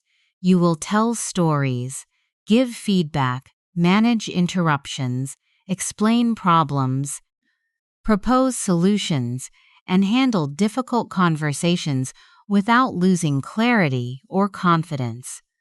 You can now express uncertainty, disagree diplomatically, and emphasize the point that matters most. The next step is using these skills when communication becomes longer, less predictable, and more emotionally demanding. Real conversations do not arrive as isolated grammar exercises. A colleague may interrupt you. A client may misunderstand your intention. A manager may reject your suggestion.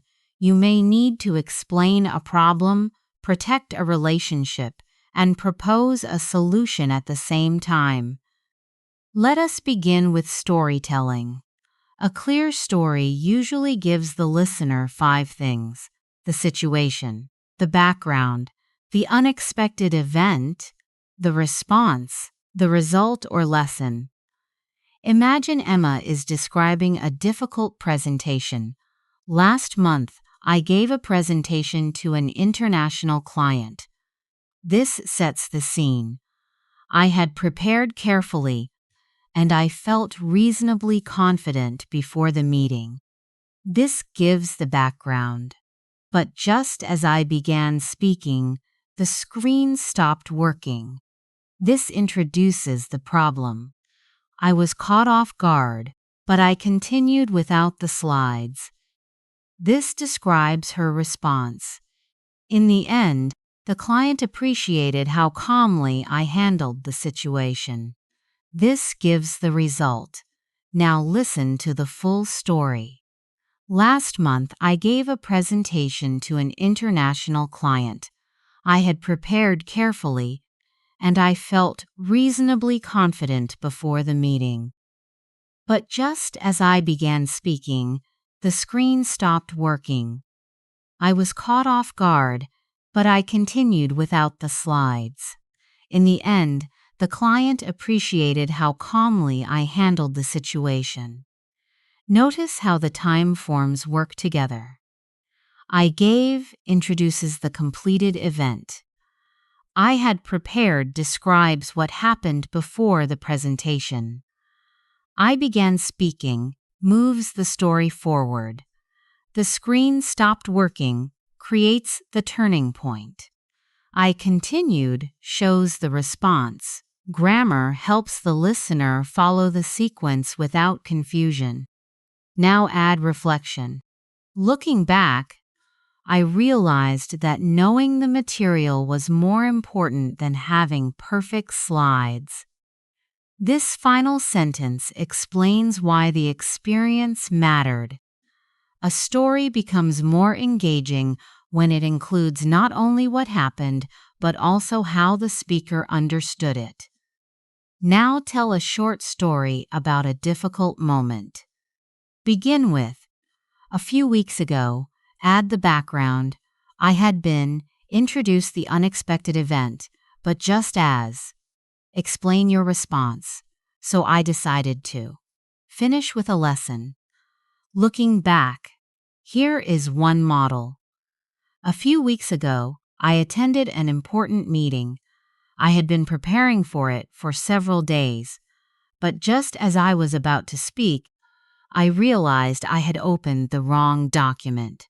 So I asked for a moment, found the correct file, and continued. Looking back, I realized that staying calm helped me recover much faster. This is not a perfect performance. It is a believable story about solving a problem. Now let us move into giving constructive feedback. Direct feedback may sound like this. This section is confusing. A more useful version is, I think this section could be clearer. A stronger but still respectful version is, I had some difficulty following this section. Perhaps we could simplify the main point. The second and third versions focus on improvement rather than blame. A practical feedback pattern has 3 parts. Recognize something positive. Describe the concern. Suggest a next step. Listen, the introduction is clear and engaging.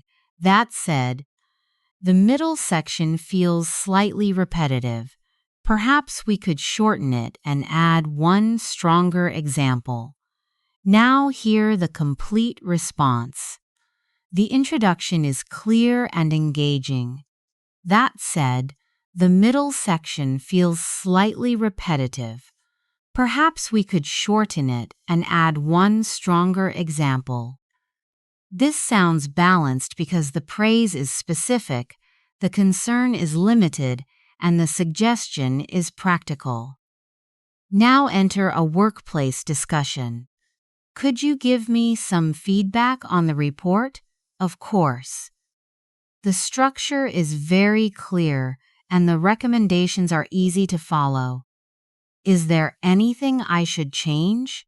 One thing that could be improved is the opening section.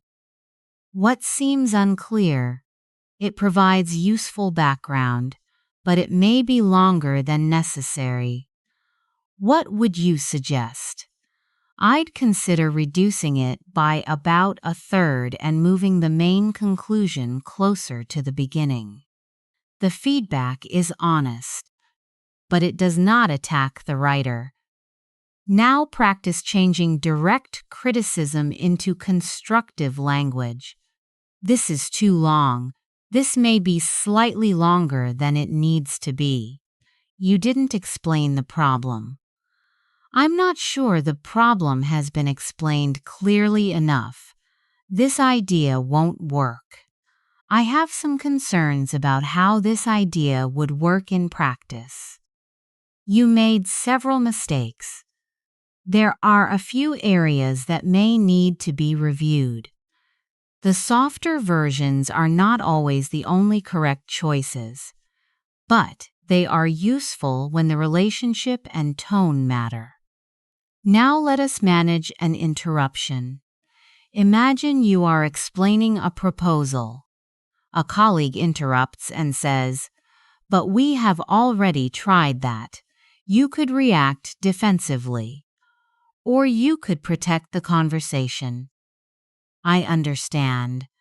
Let me finish this point, and then I'd like to hear what happened last time."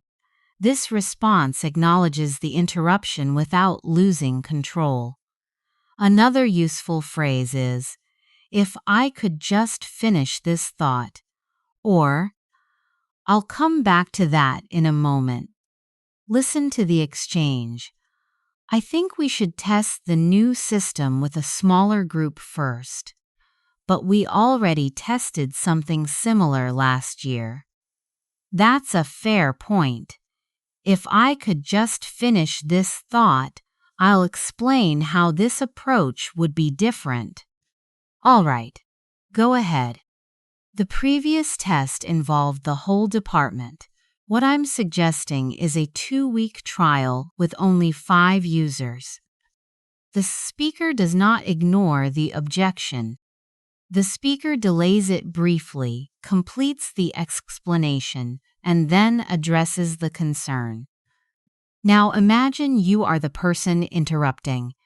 Instead of speaking over someone, you can say, "Could I add something here? May I ask a quick question before you continue?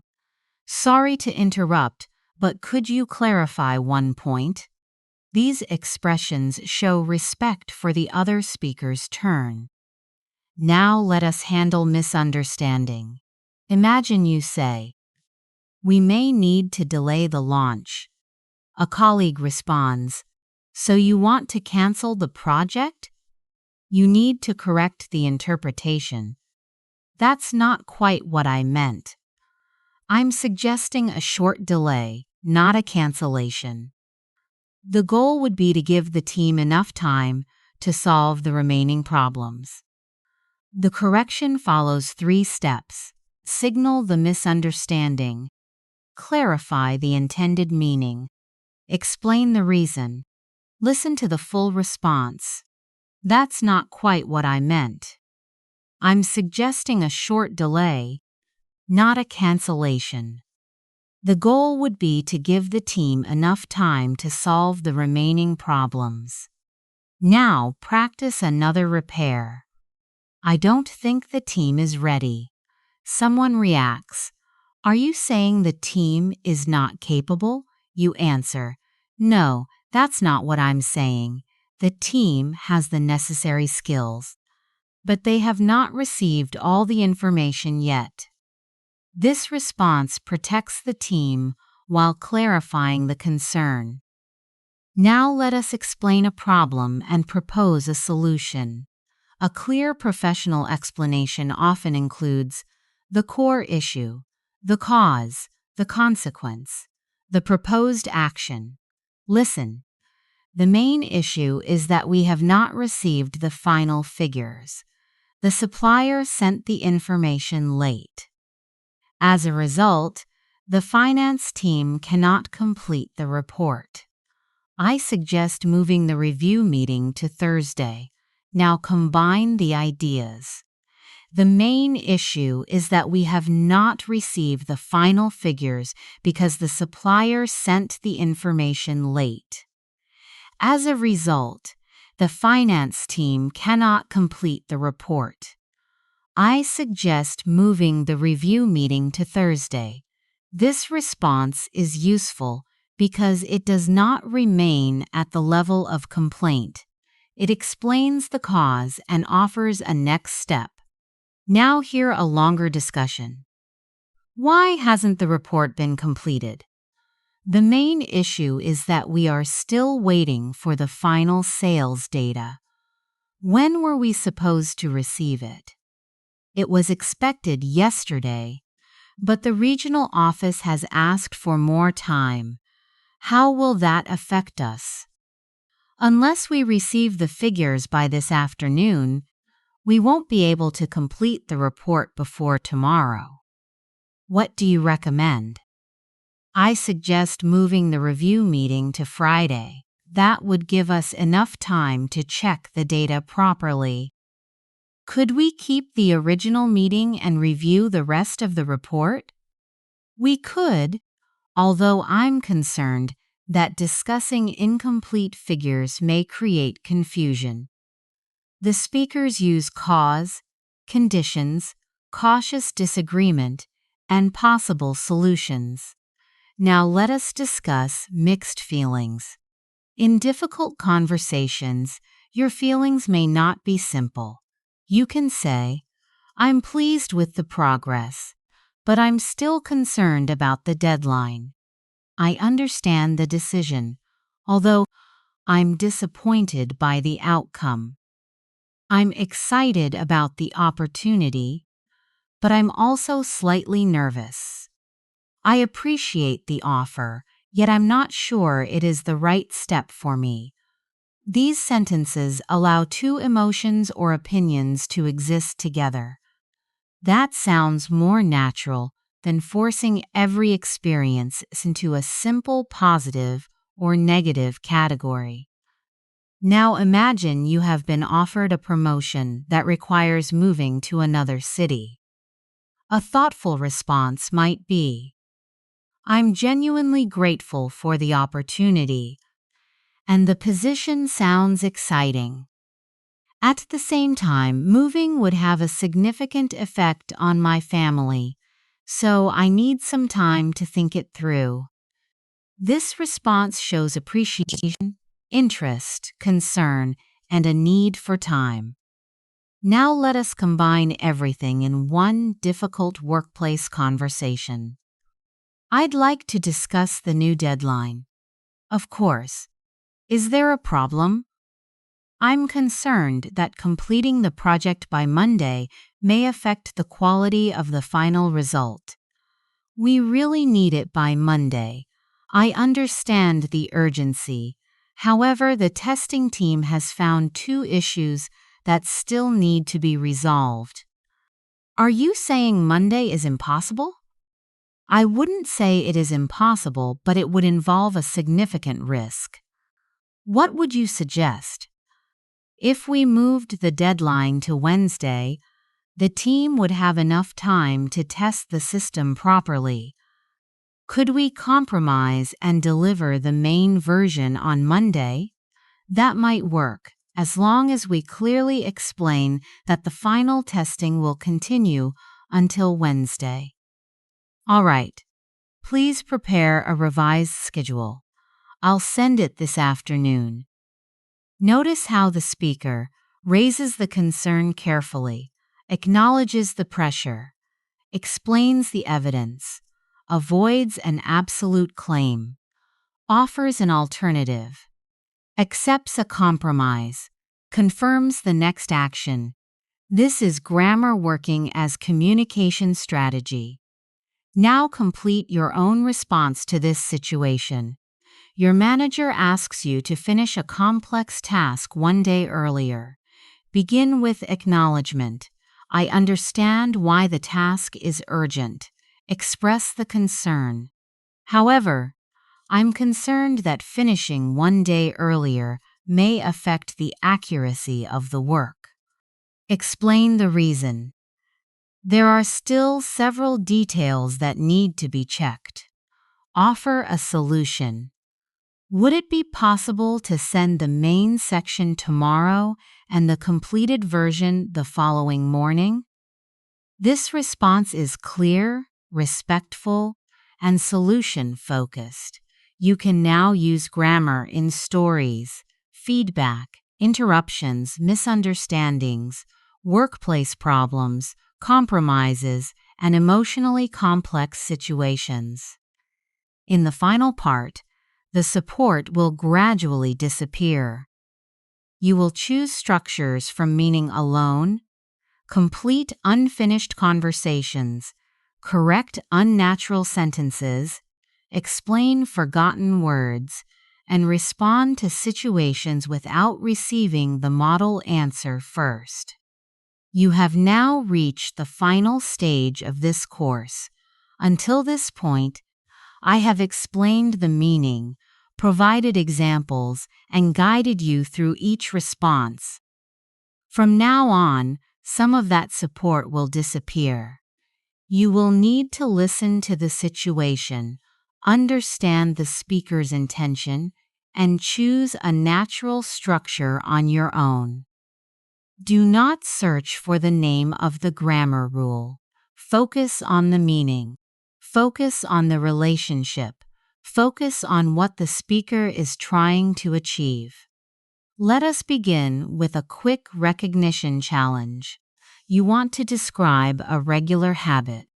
Which sentence sounds natural? I'm checking my email every morning. Or, I check my email every morning. Choose your answer now. The natural choice is, I check my email every morning. Now the action is happening at this exact moment. Which sentence sounds natural? I check my email right now. Or, I'm checking my email right now. The natural choice is, I'm checking my email right now. Now describe a temporary situation. I work from home this month. Or, I'm working from home this month.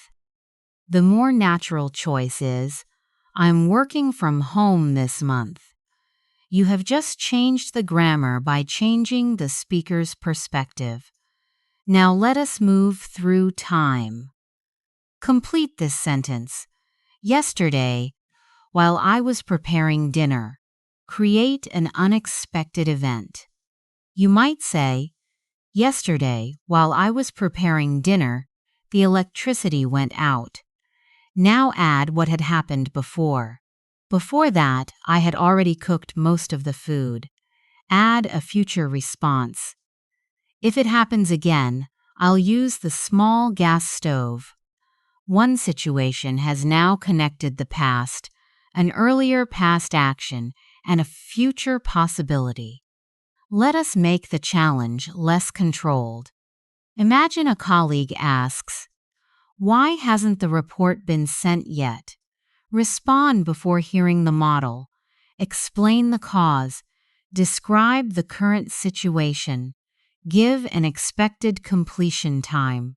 One possible answer is, we haven't sent it yet because we're still checking the final figures. The finance team is reviewing them now, and the report should be ready by this afternoon. Notice the structure. Present result. Reason. Current activity. Reasonable expectation. Now change the situation. A client asks for the report immediately, but you need more time. Respond politely without promising something unrealistic. You might say, I understand that it is urgent. However, I'm not entirely confident that we can send an accurate version immediately. Would it be possible to give us until 3 o'clock? This response acknowledges the client's need, expresses a careful reservation, and proposes a specific solution. Now let us practice correcting unnatural English. Listen to this sentence. I am working here since 5 years. The intended meaning is clear, but the sentence is not natural. A natural version is, I have been working here for 5 years, or I have worked here for 5 years. Now correct this. If I will finish early, I will call you. A natural version is, if I finish early, I'll call you. Now correct this. She suggested to change the schedule. A natural version is, she suggested changing the schedule. Now correct this. The manager told that the meeting was canceled. A natural version is, the manager said that the meeting was canceled. Or, the manager told us that the meeting was canceled. Do not only memorize the corrections. Notice what each sentence is trying to do. Duration continuing into the present. A real future condition. A suggestion followed by an activity. A reported message with or without a listener. Now let us practice paraphrasing. The original sentence is, the company delayed the launch because the system was not ready. Say the same idea with the result as the focus. The launch was delayed because the system was not ready. Now make the claim more cautious. It appears that the launch was delayed because the system was not fully ready. Now report what someone said. The manager said that the launch had been delayed because the system was not ready. The core event remains similar, but the speaker's purpose changes. Now listen to a short conversation with one missing response. The new schedule looks very ambitious. Yes, but the client wants the project completed this month. What do you think we should do? Create your response now. Try to acknowledge the client's request, express concern, and offer a solution. One possible response is, I understand why the client wants it completed this month, but I'm concerned that the current schedule may put too much pressure on the team. Perhaps we could deliver the main features first and complete the remaining work next month. Your answer does not need to match this model. It only needs to communicate the meaning clearly and appropriately. Now the conversation becomes more difficult. A colleague interrupts you during a meeting. They say, we have already discussed this. We don't have time to go through it again. Respond calmly. One possible response is, I understand that time is limited. If I could just clarify one point, I think it may help us avoid a larger problem later. This keeps control of the conversation without attacking the colleague. Now imagine the colleague has misunderstood you. They say, so you want us to cancel the whole project? Correct the misunderstanding. You might say, that's not quite what I meant. I'm suggesting that we delay one stage of the project so the team has enough time to test it properly. The response identifies the misunderstanding, restates the intended meaning, and gives a reason. Now let us practice thinking around a forgotten word. Imagine you cannot remember the word receipt. Do not stop speaking. Describe it. It is the small piece of paper you receive after you pay for something. Now imagine you forget the word charger. It is the device or cable you use to put power back into your phone. Now describe deadline without saying the word itself. It is the final date or time by which something must be completed.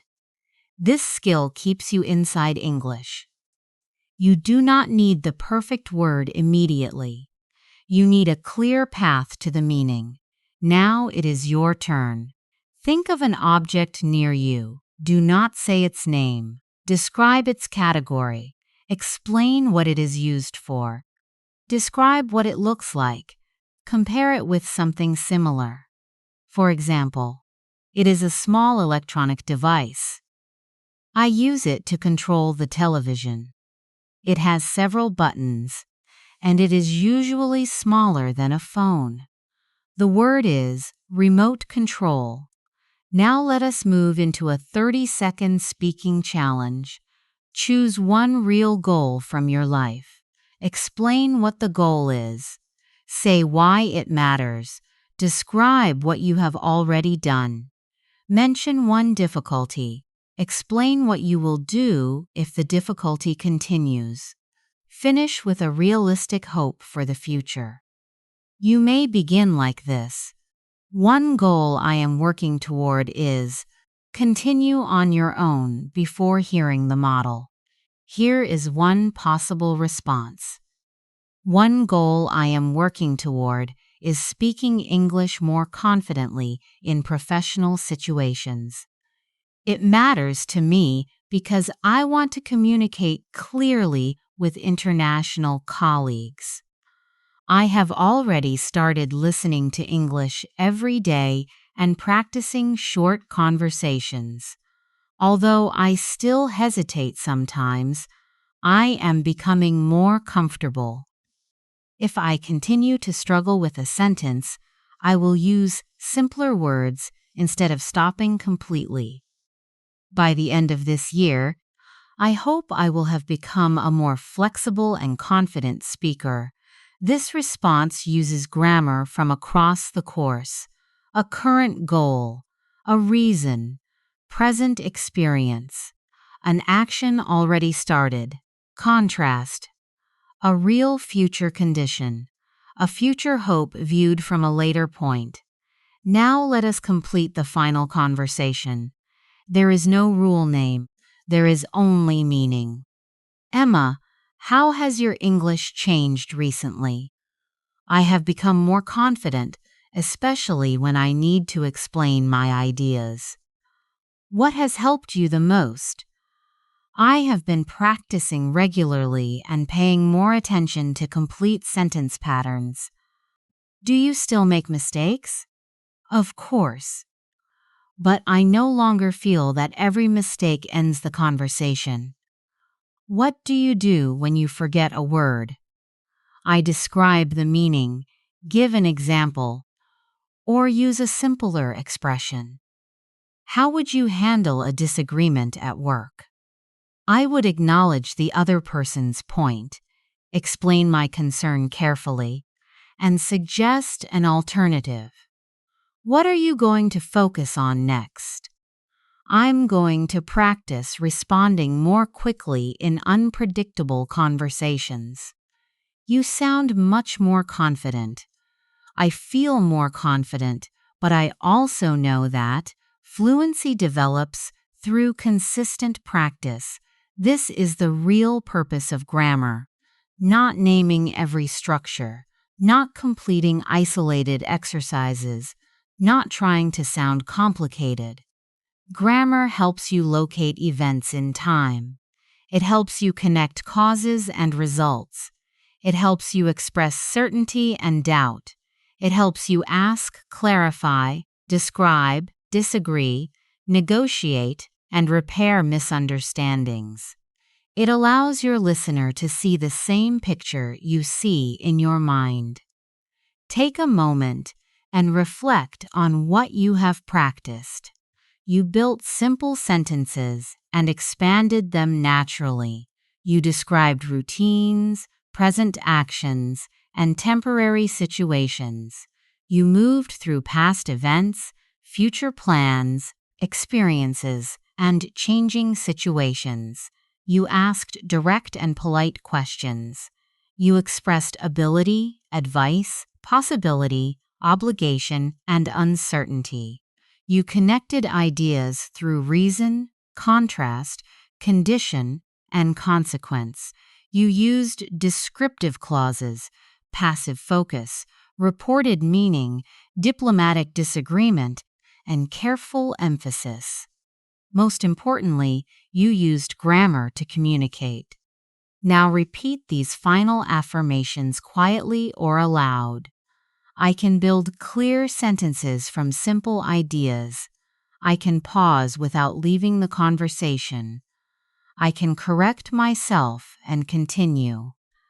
I can express uncertainty without losing confidence.